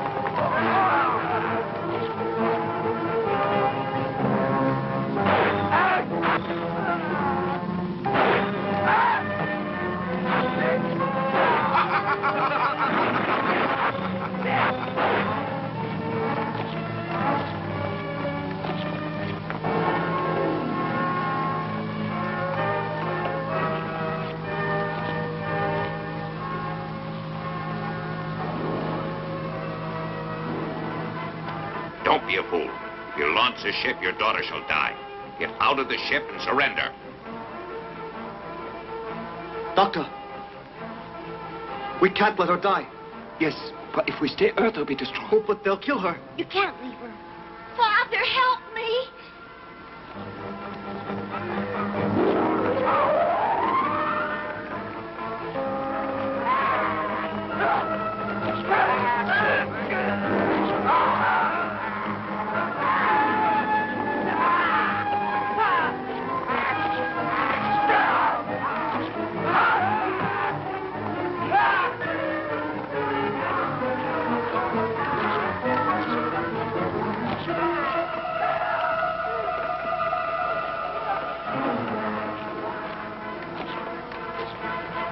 spaceship now. Leave the ship and stop Starman, do you hear? I give you one last chance to obey my order. You must do so immediately. Refuse and you will see her die. We can't leave her here. Let's agree to what he asks. Doctor, turn off the engine.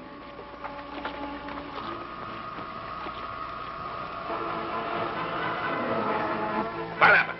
Repair it at once. Sir, Starman smashed the communications. They're completely destroyed. Oh. We can't hold him back. Now he's coming this way. Here? Don't let him enter this section. No, sir.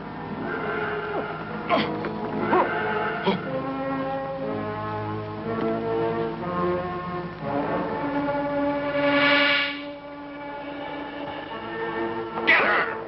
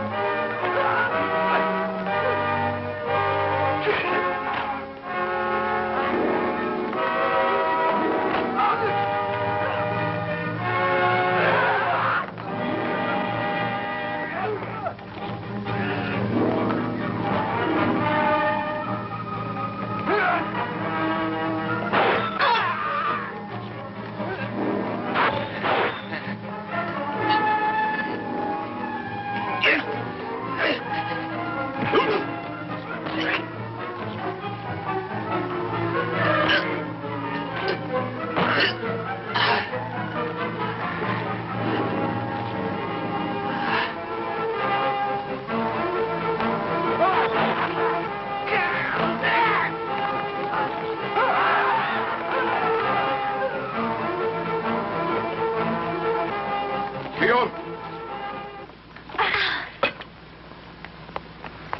You're all right. Let's go. Come. Yes. Doctor, just one more second.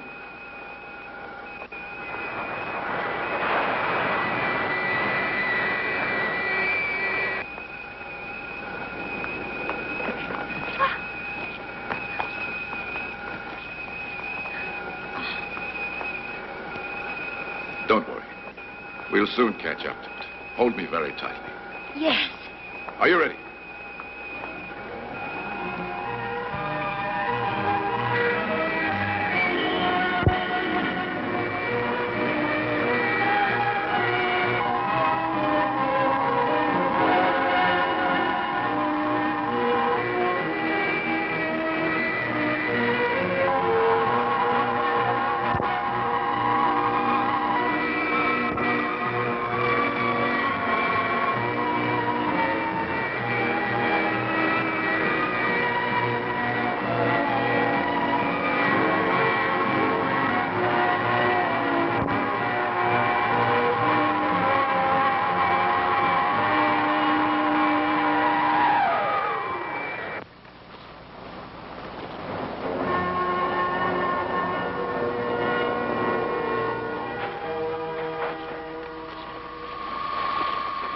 Papa. You're safe. Thank you. All right, you must destroy the Cypherian space station right away. Now, try it.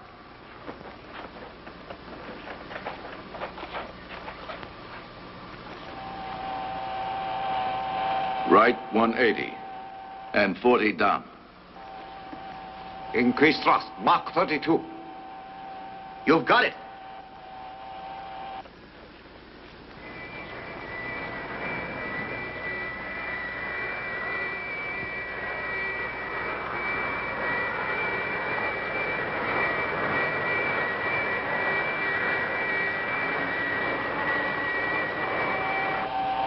More thrust. I'm turning it up.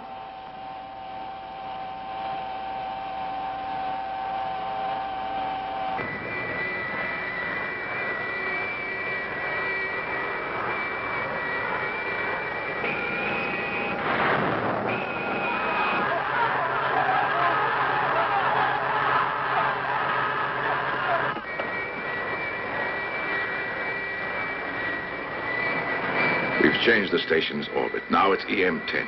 It's excellent for destroying their nuclear stockpile without any danger. Here is the station's new orbit.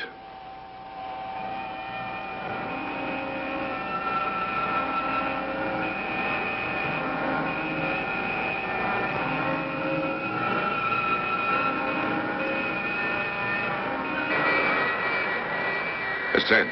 38 degrees. More thrust. I'll increase the thrust to Mach 80.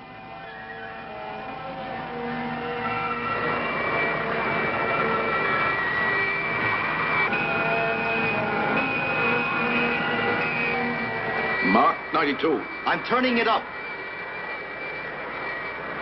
More thrust. Mach 100.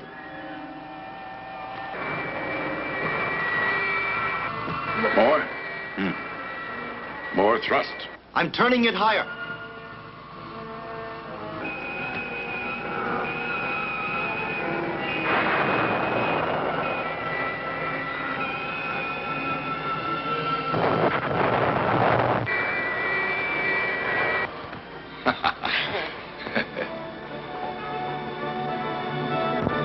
Earthlings can live on in peace now, Doctor. My mission has now been completed. You may return to Earth. Farewell. Goodbye. Farewell. Farewell. Farewell. Farewell, my friends. Goodbye. Goodbye. Bye. Bye, Starman.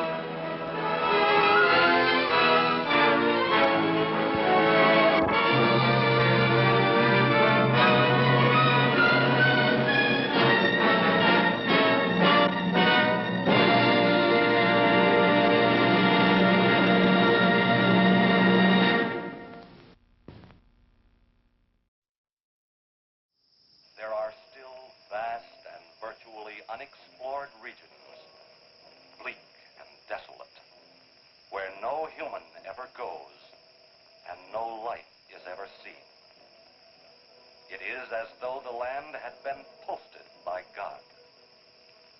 It is in these lonely areas of the impenetrable forest and dark shadows that the Gila monster still lives.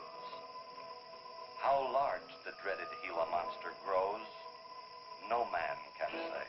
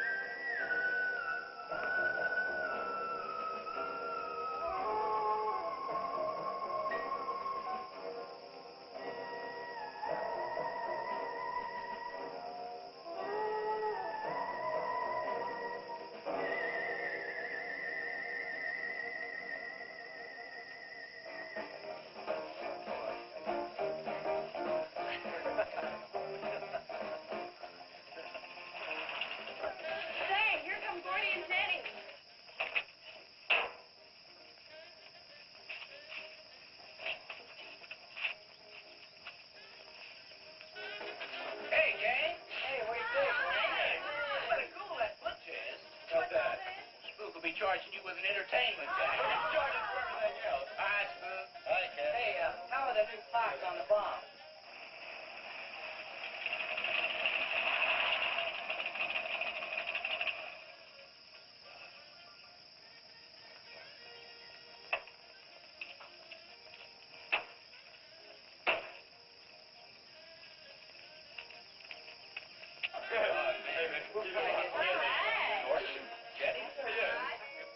Pat and Liz, I thought we'd be the last ones here. Yeah, they're probably out spooking around somewhere. Maybe they broke down. Not in his heap. I worked on it myself. That wouldn't make any difference if he goofed the speed shift or something. Yeah, that squirrel is just the one that could do it. Hey, you got it. Oh, wonderful. What kept you so long, Lisa?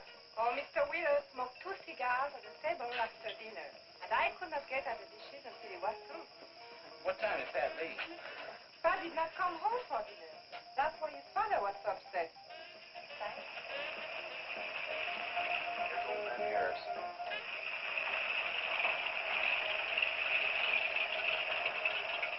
Man, that fella has a jewel of a car.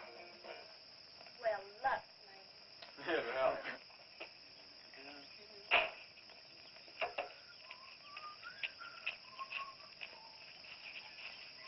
Hey! Oh, hi, Mr. Harris. Hi, how you doing? Yeah, hello, fisherman. You want to sell that deuce? Why you fellers always after me to buy my car? That 32 is the ideal stock to convert to a bomb. Buying a car, son, is just like getting married or going to New York City. Everybody ought to do it once, but nobody ought to do it twice. Hey, I can get you a good price on that. Paid $695 for that car 26 years ago. 10 years ago, wasn't worth a dime. Last month, I turned down $100 for it. When it gets back up to $695 again, I'll sell it. Oh, you know you're fine. Hey, Spook, give me a snort of that there sody bar. Hey, gang, you know this would be Lisa's first trip to a drive-in? Oh, we have drive-ins in France, too. Yeah? Yes, I went twice with my brother on his motor scooter. On a motor scooter. Now, that's my idea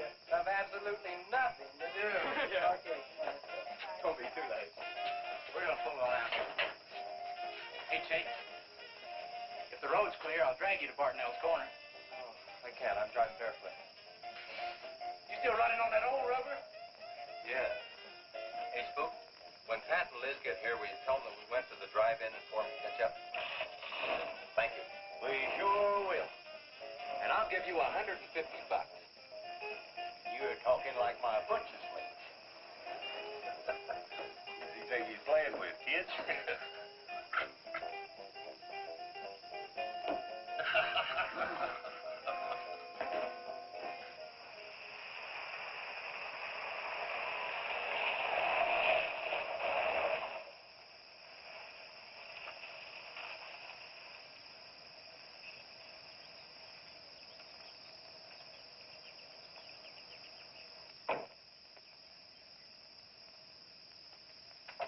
Sheriff? What's the trouble, Mr. Wheeler? Pat didn't come home last night. He didn't? No, evidently was out with Liz Humphreys. She didn't come home either. Oh? I want you to find out why. And don't leave a stone unturned in doing so. Do I make myself clear? I understand, Mr. Wheeler. There weren't any wrecks reported last night. Your son, Pat, he's about 19, isn't he? That's right. Just a year older than I was when I got married. You think they eloped? He wouldn't dare. I didn't say that. But if they were out together all night, you better hope they have. This is a missing persons report, and I want to know what you're going to do about it. Well, I'll send in an APB on both of them and the car. I don't think it'll do much good if they went out to get married. They'd already be across the state line. Why, if he got married, I'll wring his neck. If you ask me, it's that Chase Winston. He's older than the others. Sets them all wrong. Why, he's got more influence on Pat than I have. Chase Winstead does more about keeping them in line than getting them in trouble, and I know.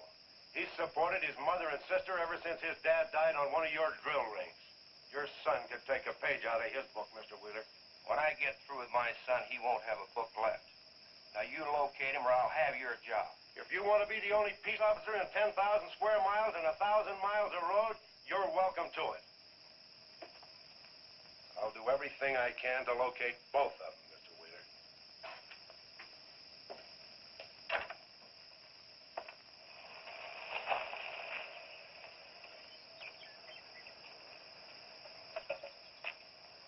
Hi, Sheriff.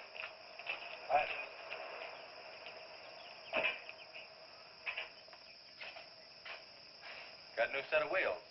Yeah, new to me. That clunker I had, I'd be chasing you boys on a bicycle in a couple of days. Oh, come on, Sheriff. Outside of Pat Wheeler, we haven't had a ticket in our gang in 8 months. Oh, I was just kidding. What's the mileage on it? Oh, about 35,000. County bought it from the state. Those lucky stiffs on highway get a new car every year. Let me have it for a couple of days and I'll tune it up for you. Oh, you choke it off so I could never catch you. You couldn't catch that deuce of mine right now. Now, let me have that patrol car. I'll turn it into a slingshot that'll catch anybody. We'll make a deal.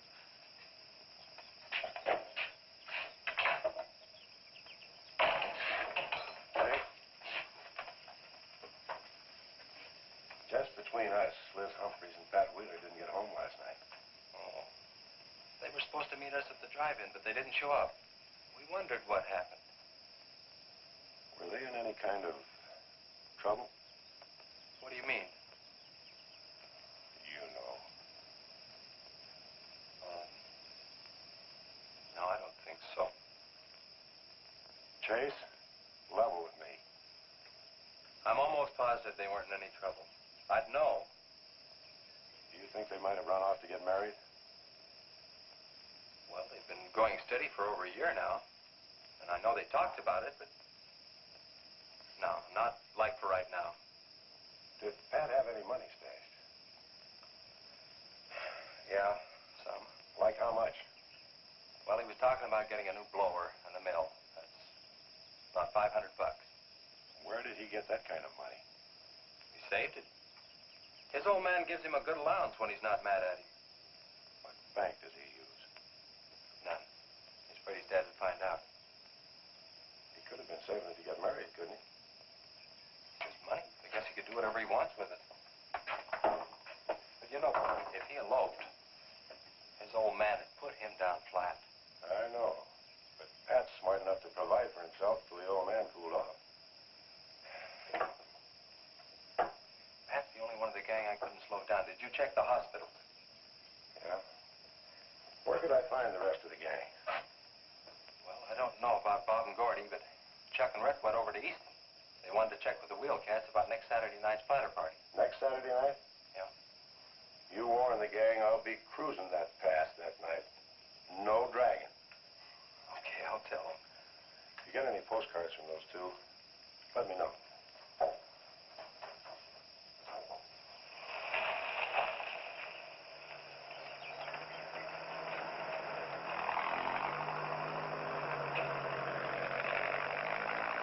Hi, Sheriff.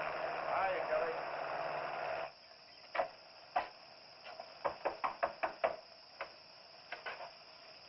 Howdy, Eb. Hello, Sheriff.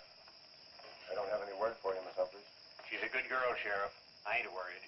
How come you drove around the truck all night then? You don't think she might have eloped, do you? Could be. She's pretty close-mouthed about her affair. Ma, the likes of Wheeler, ain't marrying our kind of folks. You don't have a phone, so I just dropped around to let you know I'm doing everything I can. We know that, Sheriff, and we sure do appreciate it. Sorry Elizabeth put you to so much trouble. It's never any trouble looking after kids. Let me know if I can help, Sheriff. Thanks, Eb. Thank you, Sheriff. Goodbye. We everybody got to quit worrying this way. We've got to trust in the Lord.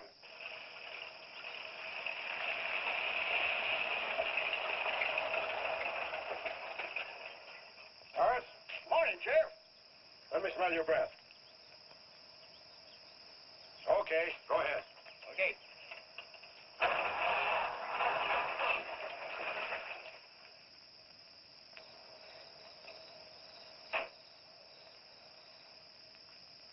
Hi, Chase. Hi. Did you get that diesel tractor fixed? Yeah, she's all set. Good. My boy, that's one trip I'm glad I don't have to make very often. Stuff heavy? I'll help you unload. No, not heavy. Hot. Wheeler's sinking another oil well and he's afraid of fire when it comes in. There's 4 quarts of nitroglycerin out there in that cap. He wants us to keep it out back in the storehouse. You know, last winter when number 21 came in, I made $100 with that stuff. Dad showed me how to use it. It's not so bad, as long as it doesn't get nervous. Well, I'm sorry I was so late getting back. But with that cargo, I was afraid to do over 5 miles an hour. It's not so dangerous as long as it's in a nitro case. But I took these out of the case. Holy smoke. You're lucky to be standing here talking about it. I'll put it in the shed.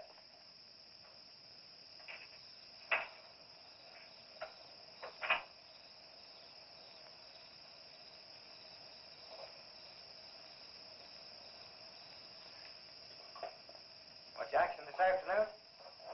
Sheriff got a new patrol car. We'll get a tune-up job out of that. Is that nitro safe out there?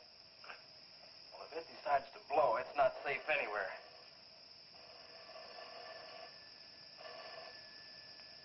I'll get it. That's not our range. No, it's the sheriff's. If there's been a wreck, I get a tow job out of it. I also have a deal with the ambulance if someone's hurt. You work all the angles, don't you, Chase? Mr. Compton, I have to. Hello, Sheriff. Yes. About 12 miles out beyond the red schoolhouse, a car has run into the ditch. Oh. Yeah, it's a pretty bad wreck. What kind of a car? Oh, it's a sedan, a Pontiac, I believe. Someone could have been hurt pretty bad. Maybe we should get out there pretty quick. Did you stop and investigate?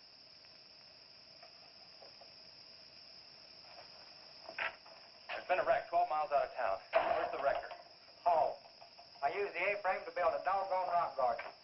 Look, you take your car and keep the city wreckers off. I'll get our wrecker and follow you.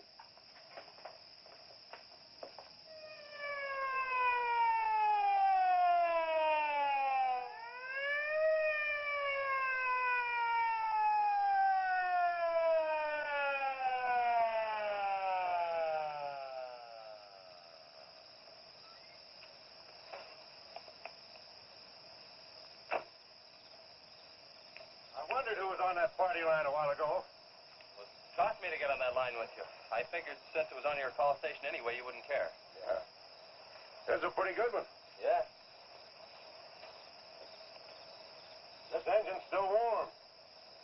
Say, did you see the skid marks out here? They go at a direct right angle to the direction of travel. Yeah. No digs in the macadam either.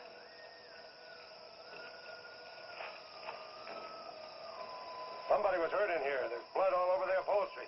Let's take a look around. I've already looked around. There's nobody here. Real good? Yeah, real good. Well, maybe somebody came by and picked them up. It could have been the people that called in. No. They'd have said something. Then why didn't they wait? People will go to the trouble to report an accident, but they won't stay around. Don't want to fill out the reports. So, what do you do now? Well, I'll take the license number and engine number, call headquarters. Maybe they've got a line on them.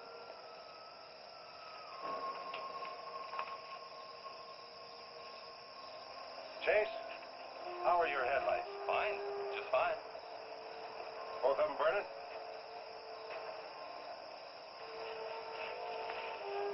How many times have I warned you about getting that headlamp fixed? Twice.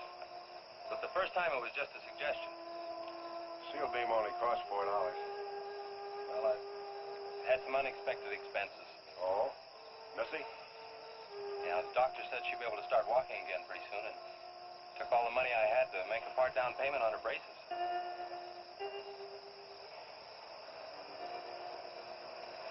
You know, I think this is a complete washout. You probably got a screwdriver. I don't think the insurance company would miss one of those headlamps.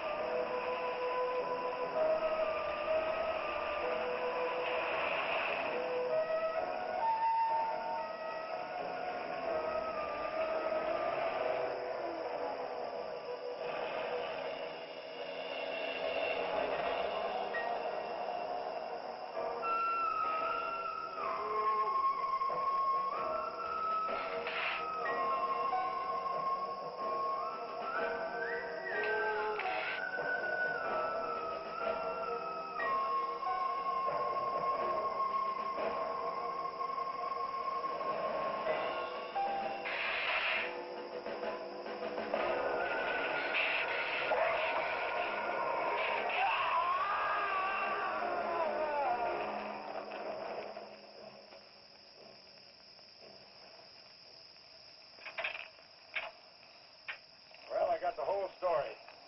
Car was stolen out of state and the plates were stolen in state. So whoever stole it had beat it, hurt or not, as long as they could navigate. Well, is there anything else I can do here, Sheriff? If not, I'll get this on back to the garage. No, go ahead. Chase, will you give me a hand?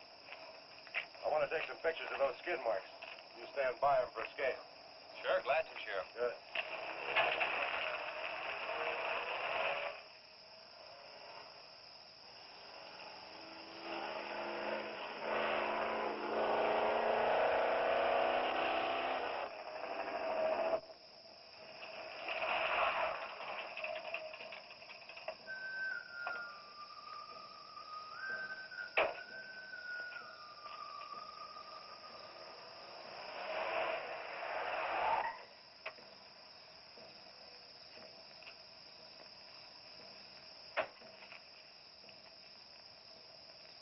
Trouble, Chase?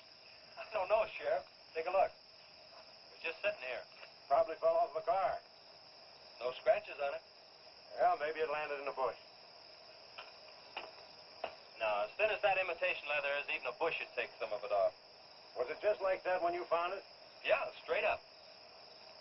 Probably belonged to some hitchhiker. Or it might have belonged to the fellow that stole that car and wrecked it.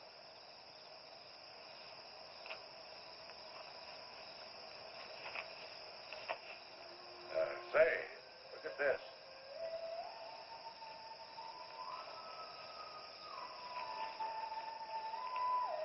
Half a pack of cigarettes, one unlit.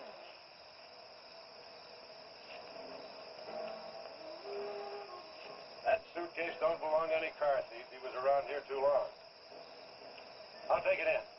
I'll put it in the car for you. Somebody will be around to claim it. See you later, son. Right, Sheriff.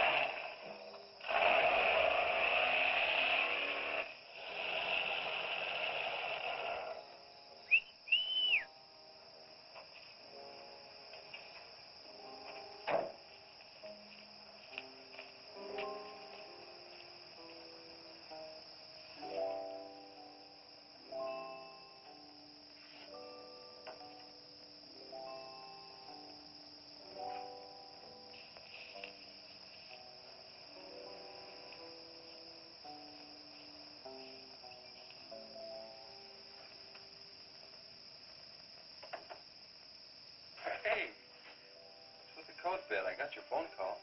When I was serving dinner to Mr. Wheeler, he became very angry. He said if I saw you again, he would have me sent back to France. He can't do that. Oh, yes, he can. He's my sponsor. He put up the bond. That was to guarantee that you wouldn't become a ward of the state. Now, we don't have to worry about that. You know how to speak English well enough to get a job anywhere. He said it's immoral for me to vouch with you. What's immoral about? Nothing. I don't want to go away, Chase. You won't have to, honey. I think it's your fault that Paz ran away.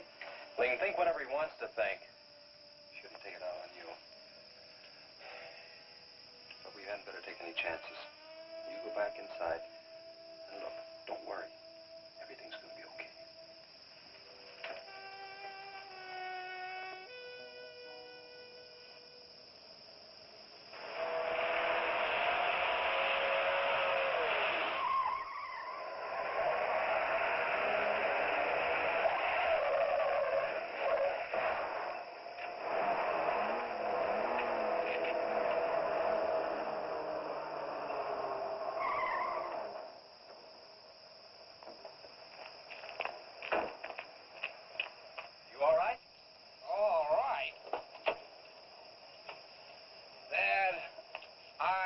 Superb. 7 to a box, no corners. I'm a roundhouse. Sorry I asked, Mr. Smith. Horatio Alger Smith. Sorry I asked that, too. How'd you get in the ditch? You fall asleep? Oh, no. There was this big pink and black thing drove right in front of me. It had stripes this wide. Sure. Look, you come up and sit in my truck, and I'll get your car out. Okay, that sounds like a good deal. Who knows, maybe we can...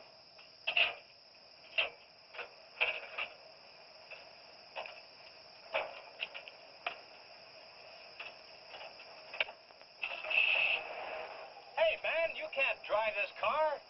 Bender's cutting the wheel. Sure I can. The motor works, see? But thanks for everything, Dad. You're a cotton-picking prince. Okay, just a second. I'll get out of the way.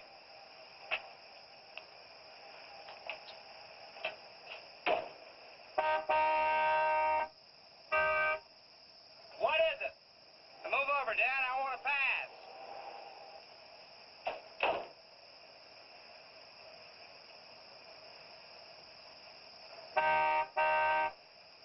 What is it now? I think you better give me a tow, Dad. The steering wheel won't work. Okay. You take a nap.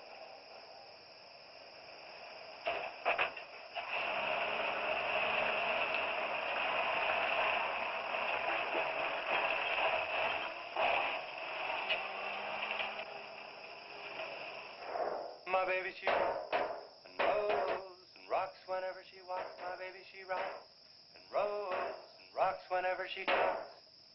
My baby's a rock and rollin', tippy-toe and never knowin' all is flowin', baby. My baby, she swings and sings and swings whenever I bring her things. She swings and sings and swings for a little diamond ring. Swing and sing and bells are ring and happy playing and pleasure bringing, baby. My baby, she rocks and rolls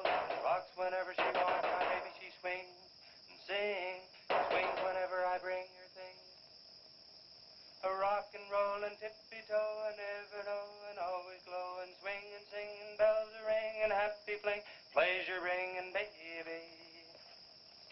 Good afternoon, Mr. Smith. Like man, guys have had their heads chopped off for less than that.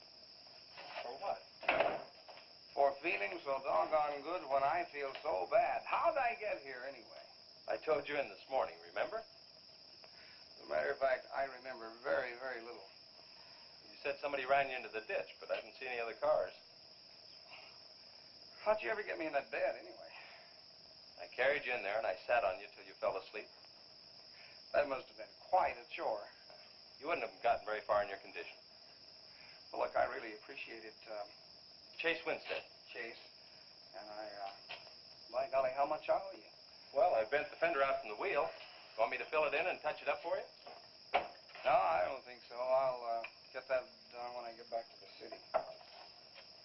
Here, have some coffee. Oh, great.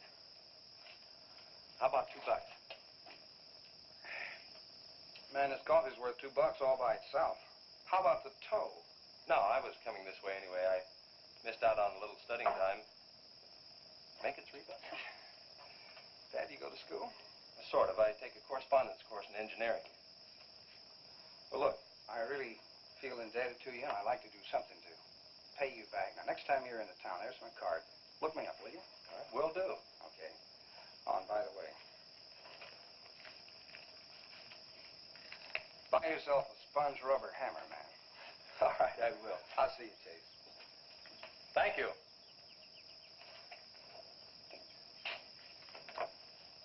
Steamroller Smith, the disc jockey. Mr. Smith!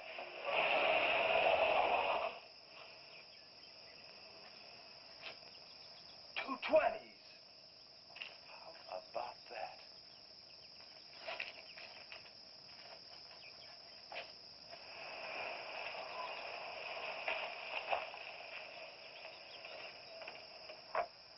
Sheriff?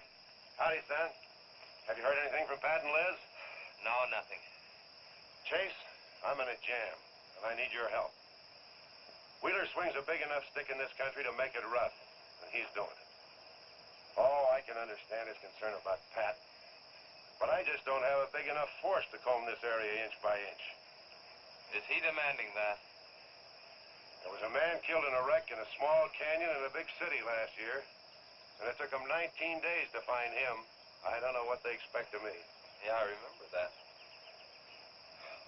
Well, look, Sheriff, maybe I can get tomorrow off and I'll get the gang and we can go out and search that pass. At least you can put that in your report.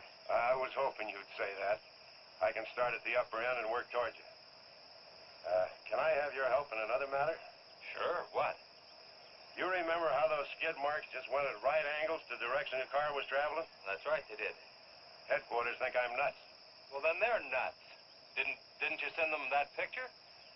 Well, I'm not the world's greatest photographer. Pictures didn't come out. Can't see the skid marks on the blacktop. Well, that's what happened. I even wiped up the rubber dust with my fingers. You might have to sign a statement to that effect for me. You got it. Look, you can even see the bald spots on the tires where they went sideways.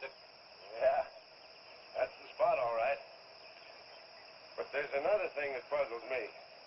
Yeah, what? How those tires got off of that car and almost on yours. Well, look, on this wreck, they'd rot. And on my rod, they could prevent a blowout. Maybe even an accident. Well, take good care of them in case the owner shows up. Right. See you tomorrow. Right.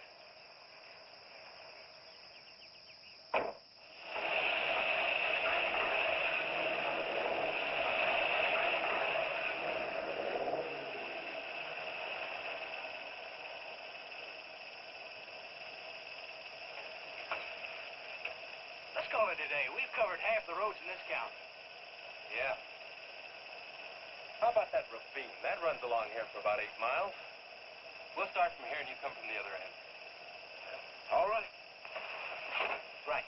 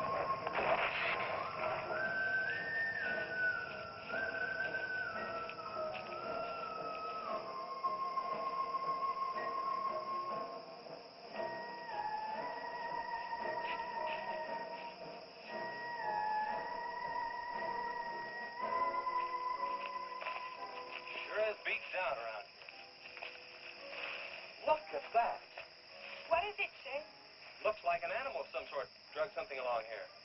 You mean a wild animal here? Sure, could be anything, even a mountain lion. Oh, come on.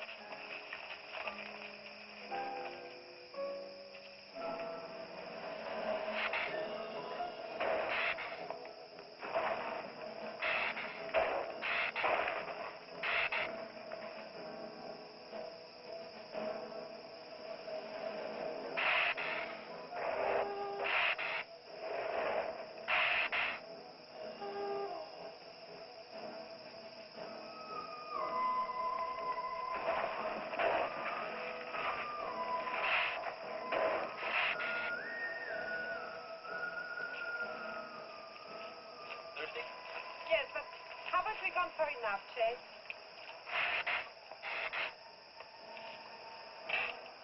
Ooh, that's bitter. Must have an awful lot of mineral in it. Come on, let's go.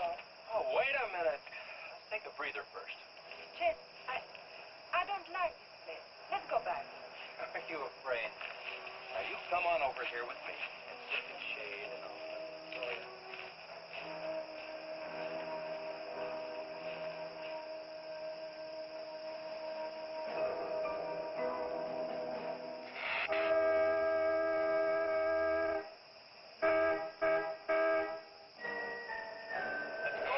Found something. Come on, let's go.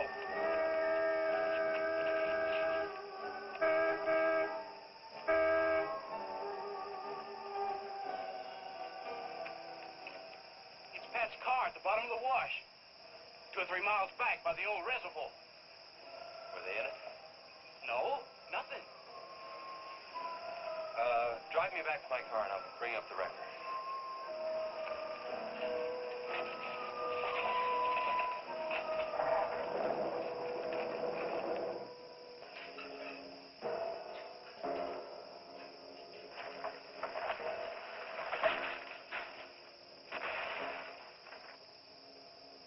I wonder what that was.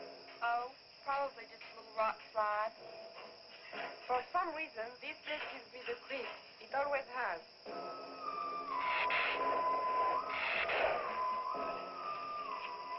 Lisa, turn the motor on. The winch is already engaged. Now, if I yell, turn the key off. Okay.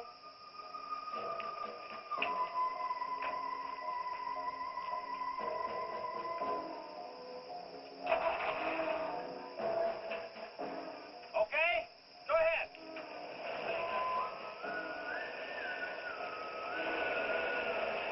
Go ahead. Give it some more. Okay, keep going. Keep going.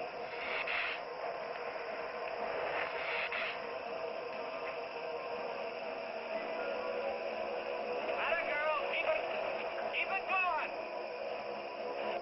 Keep it going, you're doing fine.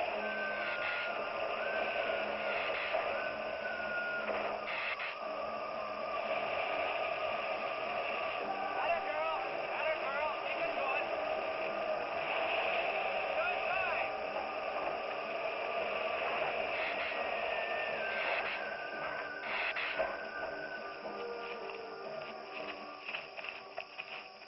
You did fine, honey. A little beat up, but it's all right. Yeah. We'll meet you back at the garage, okay? Okay, let's go, Jenny.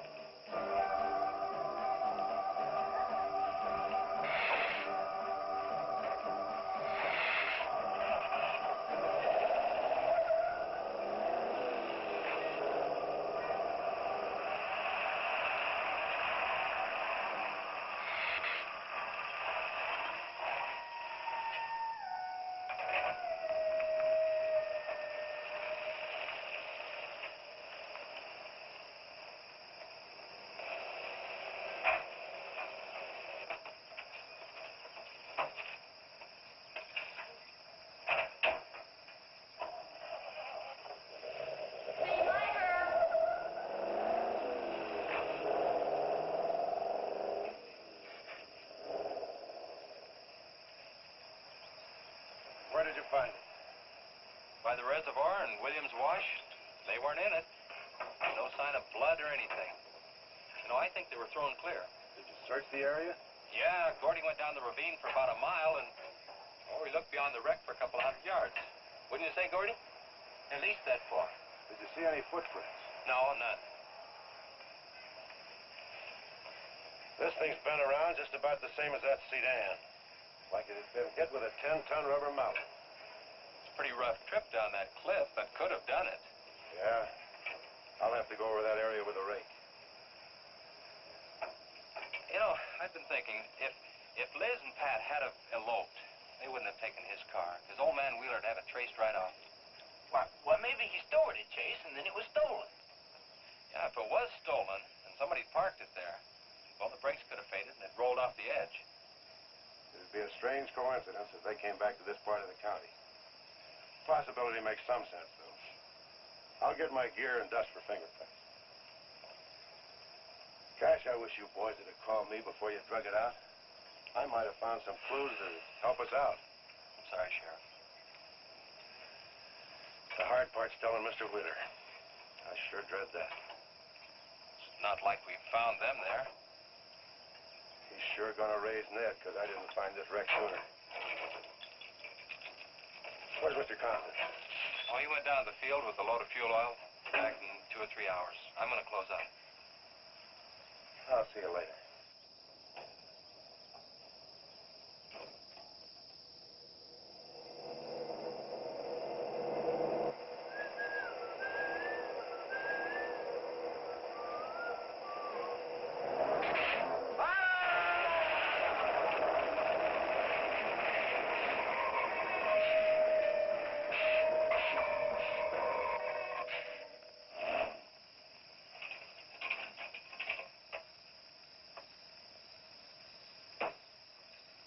Hi, Mom. Sorry I'm late. Just a minute, not so fast there. What for? Did you ever play football? With the Green Bay Packers. Oh, please, put me down. No, not till you tell me what's going on. All right, if you close your eyes. I don't know what's happening, but they're closed.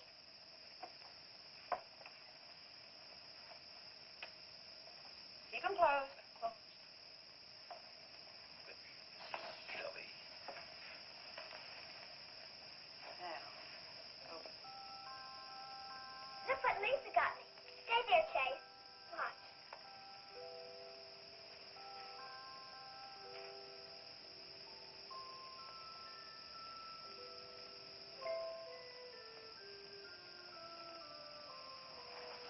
Stay there, Chase. I can get up. Stay there.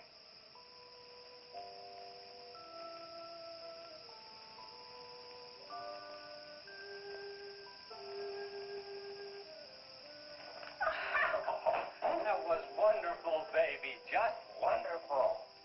I've been practicing all afternoon, ever since Lisa brought the braces over.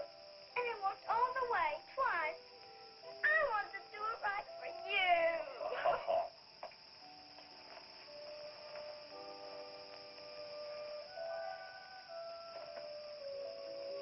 Would you like to hear a song?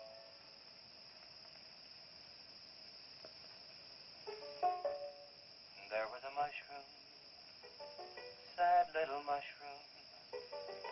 There was a meadow, ready to cry. There was a sparrow, gray little sparrow. There was an eagle, silent and high. And the Lord said, let children laugh. The Lord said, let children laugh. The Lord said, laugh. Children laugh. The Lord said, laugh, laugh, laugh. And the Lord, he said, I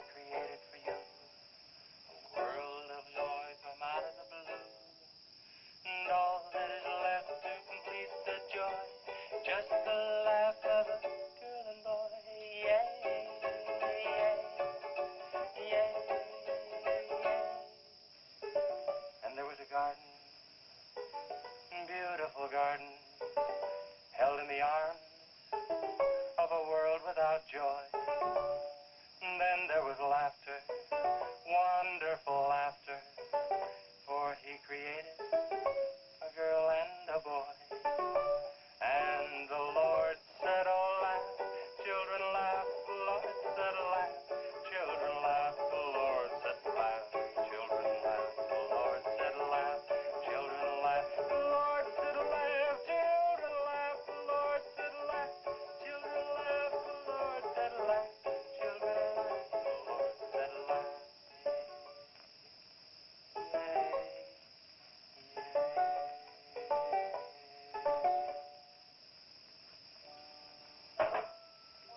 Laughing's important, isn't it, Chase? Oh, it sure is.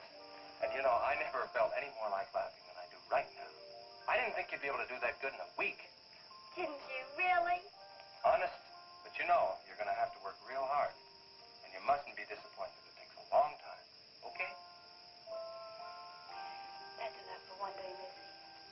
Your bit. Do I have to, Chase? You sure do. Show me how you can walk. Good night, Lisa.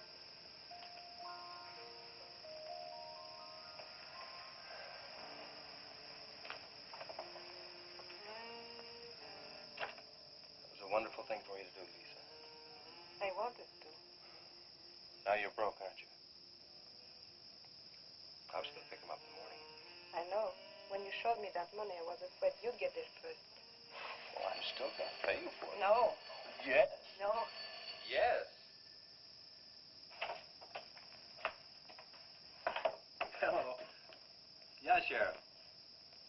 Well, you should have been back an hour ago. No. Where? That's awful. No, it couldn't be Mr. Compton. All right. At the garage? All right, I'm leaving now. What is it, Chase? It's a wreck, an oil truck. It could be Mr. Compton. Honey, I'm awfully sorry, but I've got to leave. Here he comes now, Sheriff.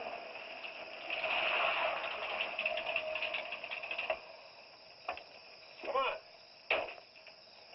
Wait a minute, Sheriff. You got a sore foot. Oh, look.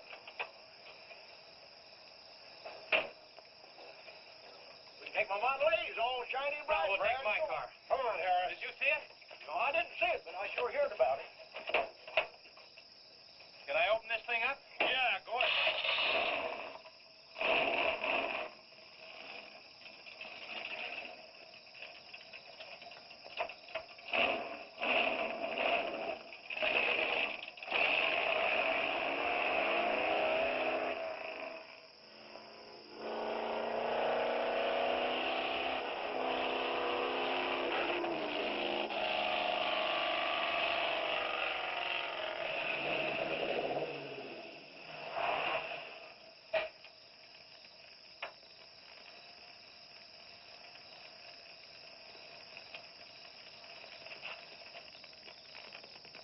That's Compton's rig.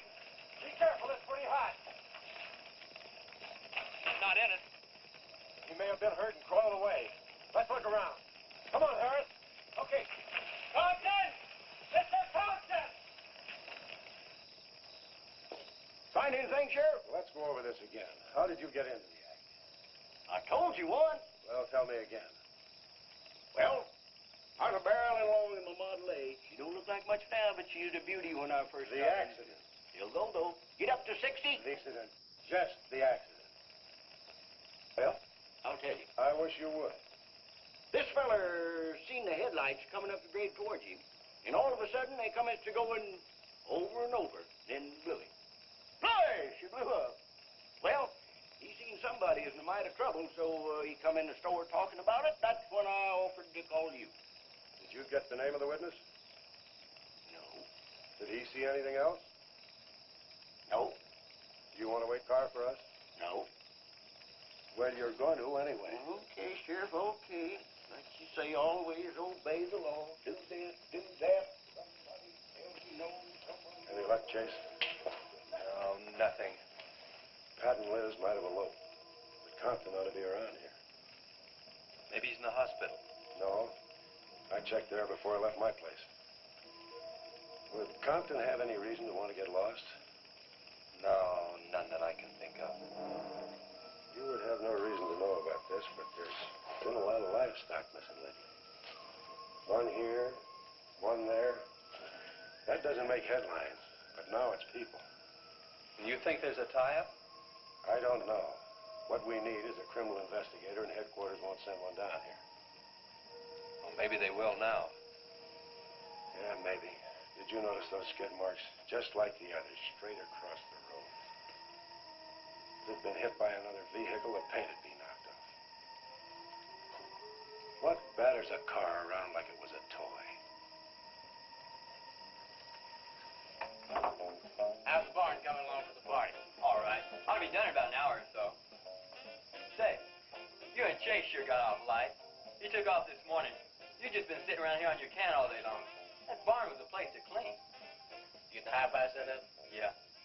Well, you steamboats and dreamboats, That's that's Steamroller sturdy Smith. on another session He's of a the old mold. steamroller here at KILT. If any of you round rocks get lonesome for my voice, I'll be emceeing a flatter party tonight out at Hargitay's barn on Route 43. Drop in. I'll flatten you. Hey, man, that's us. We got the steamroller coming out. That's where Chase has been all day. Getting steamrolled. This'll be a blast. How about that guy?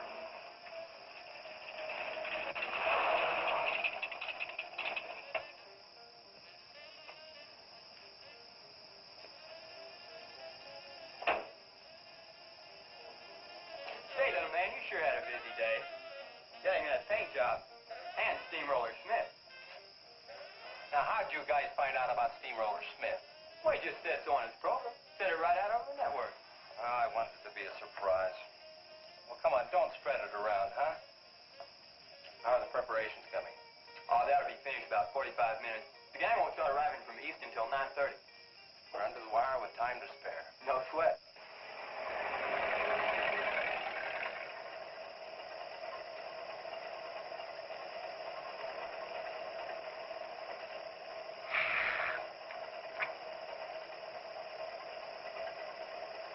Oh, I hate the ground you walk on, little darling, for all them things that you have did to me. Oh, you nagged me till you're hoarse, so I'm a-suing for divorce. Little darling, I'll forget your memory. Hey, Grim, good.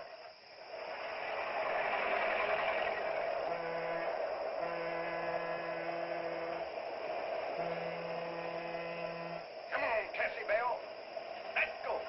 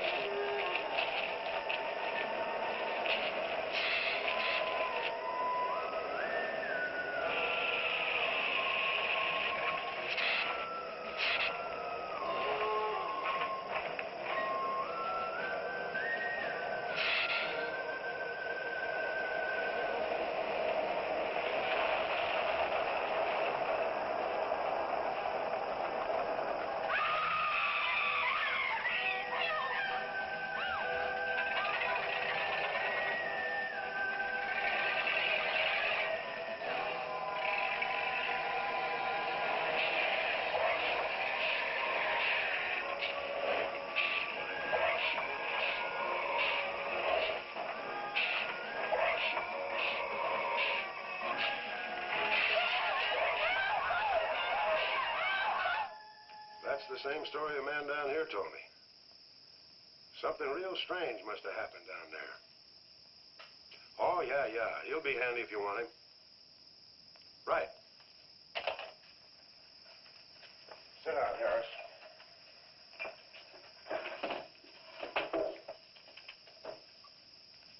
You be going down to the wreck, Sheriff? territory. Headquarters already have a report. The troopers will take care of that. Harris, tell me again about the train wreck. Well, I was driving along quite like in my Model A. Bought it at 32 for six. Just a minute. I asked you what time it is, and you tell me how to build a clock. Just the facts about the wreck. Well, I was driving along quite like it. The wreck.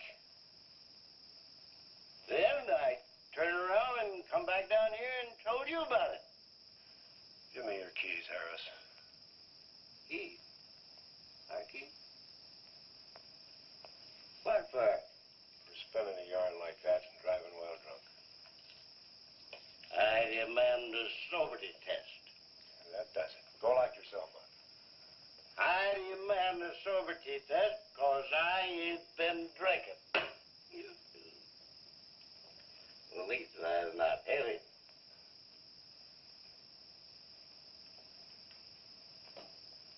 Whatever you think's right. Put your way to the step. Put your way. Well, you can't win them all, can you, Sheriff? Call your wife if you want to, Harris. Why? Are you crazy, Sheriff?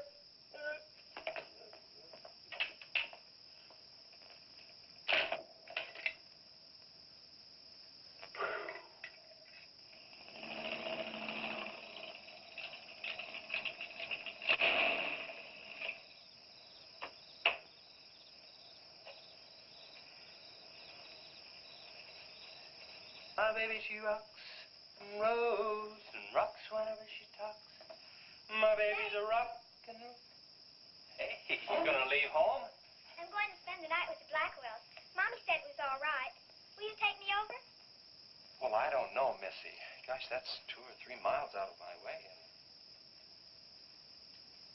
Oh, sure, we will. Shay, what in the world have you done to that car of yours? It's a new fuel mixture. You like it?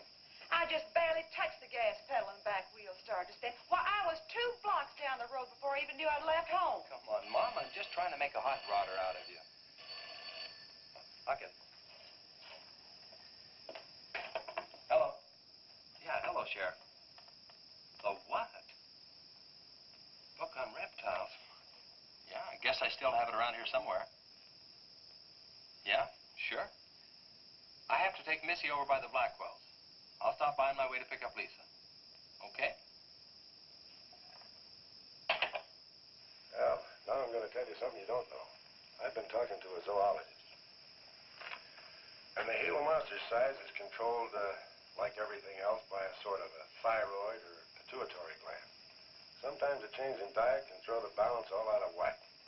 Either the cells break down too fast or build up too slow. And this upset makes either runts or giants out of them. Good, but what's that mean to me? I'm coming to that. The zoologist also told me about a doctor who just found the bones of some huge animals down in Tanganyika. And the theory was that they lived in kind of river delta country, and certain salts had washed into the valley, been absorbed by the plants, and then transferred to the animals, causing them to be giants. Yeah, I know. I probably sound a little bit like Harris, but let me tell the whole thing in my own words. There was another report out of Russia or the Ukraine. It was in the paper a couple of months ago. Maybe you saw it. About a baby that weighed 130 pounds when it was 10 months old and was taller than its mother. Grew up to be a giant. Yeah, and that same thing could happen right here. Did you see any footprints around any of those wrecks? No. Gila monster footprints? Yeah, a big one, about the size of a bus. Oh, come on. Are you serious? Well, I don't know. But Harris saw it, and some of the survivors of the train wreck saw it. A giant lizard. Train wreck? Where? At the bridge over Wilson's Wash. When? Tonight, about an hour ago. The troopers were inclined to pass it off as shock or optical illusion. You can't always believe what Harris said. A Gila monster. Pink and black stripes. You know, I towed a guy in the other day, and he said he'd been forced off the road by something like that. I didn't believe him because he'd been drinking. And another thing, when we were looking for Pat's car, we saw where something had been drugged down the wash. You know, if they could have gotten that big, they could have knocked Mr. Compton's truck off that road. Could have gotten him.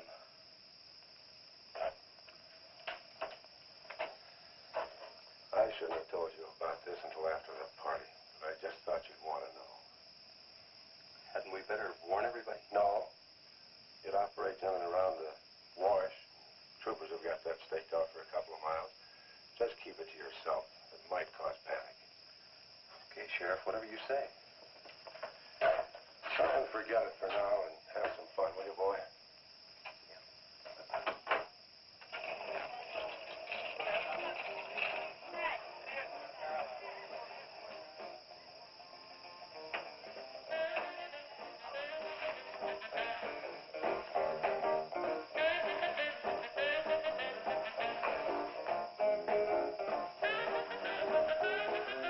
All right, hold it.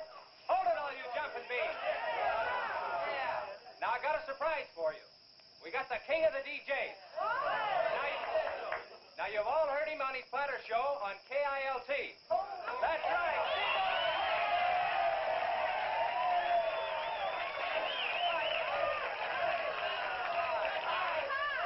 Okay, your old dad here has some small words and some great records. I want you to have a ball tonight. Let's begin with one of the top kilt survey songs. What do you say now? Let's everybody dance. Here we go.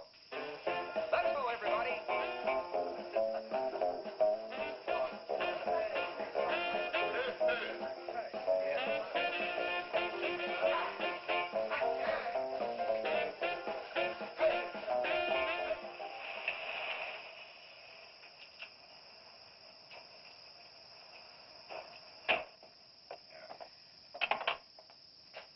Now, do you mind telling me what this is all about? Have you been down to the train wreck? No. Well, I have. I talked to a trooper about my son's car. He said it shouldn't have been moved until a thorough investigation had been made and it had been photographed. This wasn't done, was it, Sheriff? I thought not. It was removed and clues lost without authority. You didn't put that in your report, did you, Sheriff? Of course you did. And I'll tell you why. You were protecting that Chase Winston.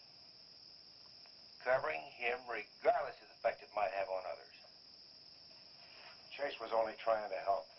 He's your son's friend. Probably the best one he ever had. Of course it wasn't in the report. What good would it do? Any kid can make a mistake, Mr. Wheeler, even yours. But, Sheriff, it's my son that's missing. Let me ask you something else. Have you heard the reports about a giant lizard? Do you believe them?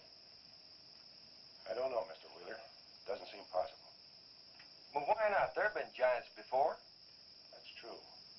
But how could anything that big go unnoticed in this area? Have you ever walked the length of Williams Wash? No. You know anybody that has? No. That area is so choked with underbrush, it isn't even good hunting ground. And I say it is possible for a giant lizard to have lived there for years without being seen. Now, if that is the case, my son's dead. So's Compton. I can't blame you for what's happened to Pat, but Compton's death is on your hands. How did you come to that conclusion? I'll tell you how. His truck was found only 2 miles beyond Pat's car. And if you'd investigated that area thoroughly, as you're paid to do, Compton might not have died. Well, now come out here. I want to show you something else.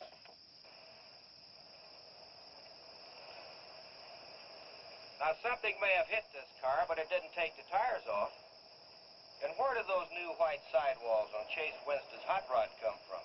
Here, I guess. There was a towing charge against He presumed the bill wouldn't be paid, so he borrowed the tires in the meantime?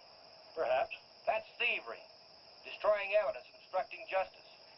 Now, you're initial act of office will be to arrest that boy and bring him in. And I'll go along to make sure that it's done.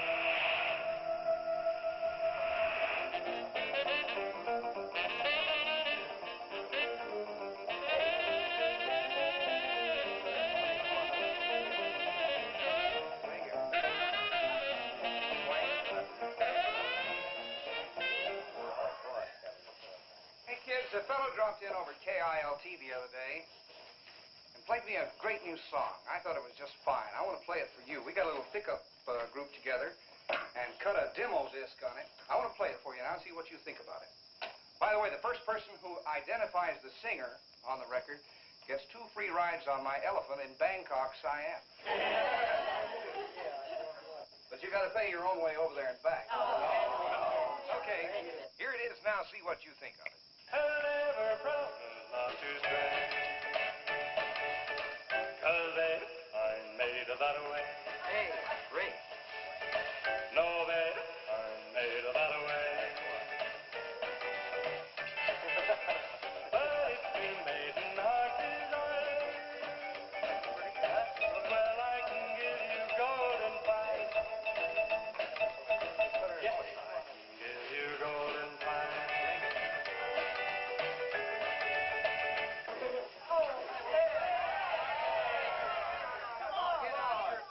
Feathers yet. I'm going to play the rest of it. How do you like it? Okay, who is the singer? Elvis, one of the Everlys. Bill Darnell. Kate Smith. Oh, very funny, but you lose. Look, the same guy you hear singing on the record also wrote the song. Now, who is it? Does anybody know? Well, Okay. It's going to come out on records in a couple of months, and you can find his name on the label.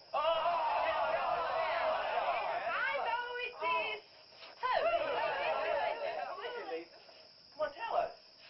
Sid did it. You did it, Chase. Why didn't you say something? You didn't tell us. Well, I didn't know there was anything I'd want to admit to. Come on up here, boy. Come on.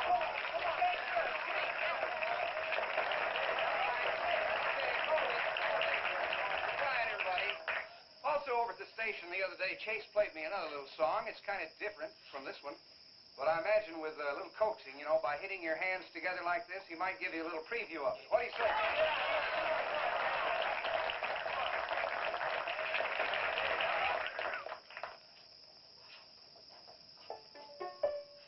And the Lord said, laugh, children, laugh. The Lord said, laugh. Children laugh. The Lord said, laugh. Children laugh. The Lord said, laugh. Children laugh.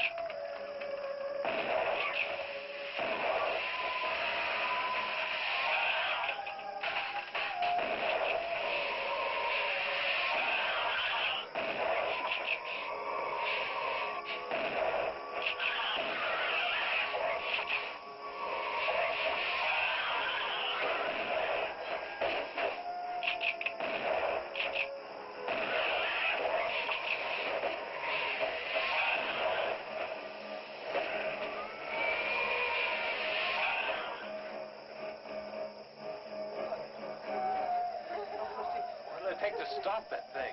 I don't know, but I'm going down to the train wreck and get some troopers. If we pump enough lead into that thing, we may hit a vulnerable spot. Wheeler, you're going to have to give me a hand. But how? Keep these kids here. I don't want anybody roaming around. Where are we going? Storage shed. I've got an idea that might work.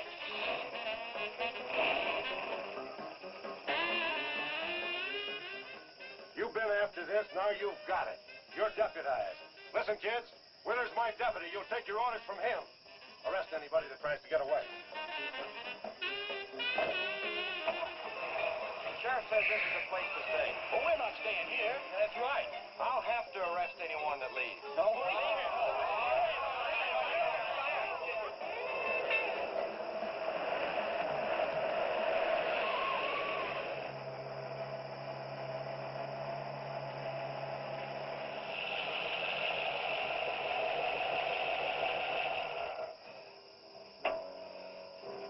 take these keys and wait inside the office till I get back.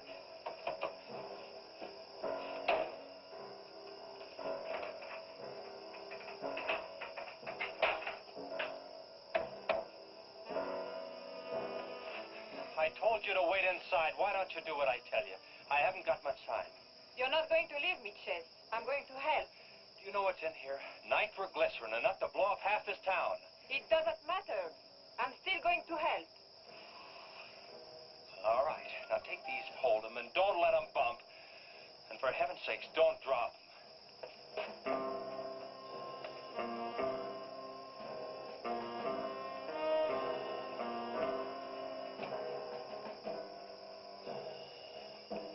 Now hold those.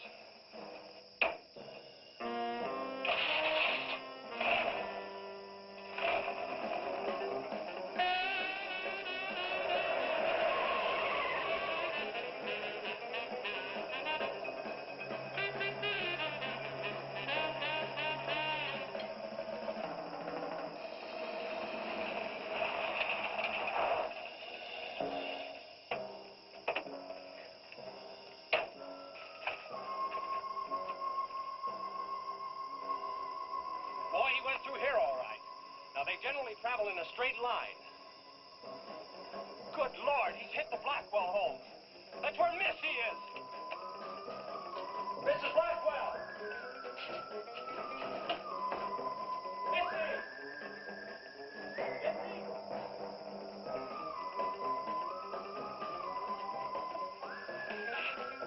Mrs. Blackwell!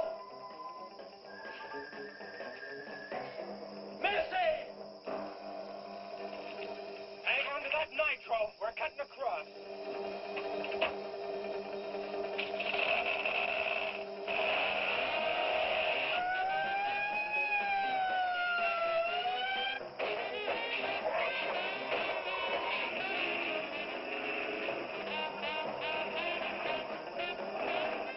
Keep that stuff still. Do you want to blow us up? There they are. There is Missy. Missy! It's all right, Missy. It's all right. Lisa, get Missy and hold her down. Both of you lie flat.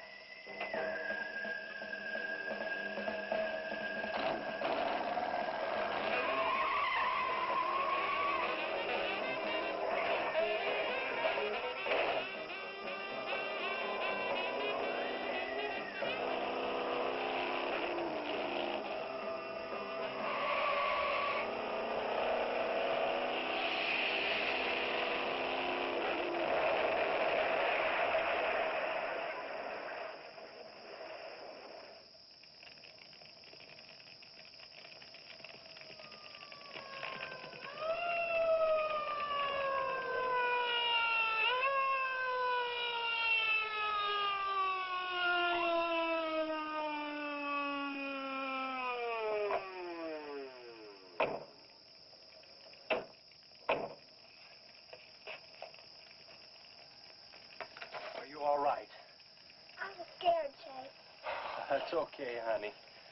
I saw my new dress. Oh, we can get you a new dress. 100 dresses. Everybody all right? Yeah. On the way back, we picked up his trail, followed him across country.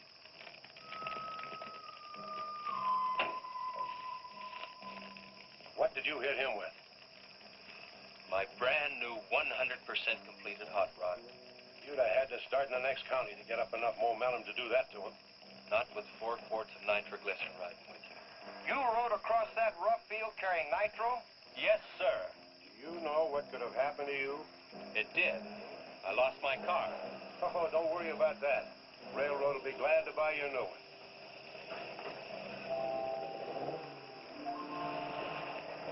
Run, Chase, did you see it? I sure did, Missy. You were really traveling.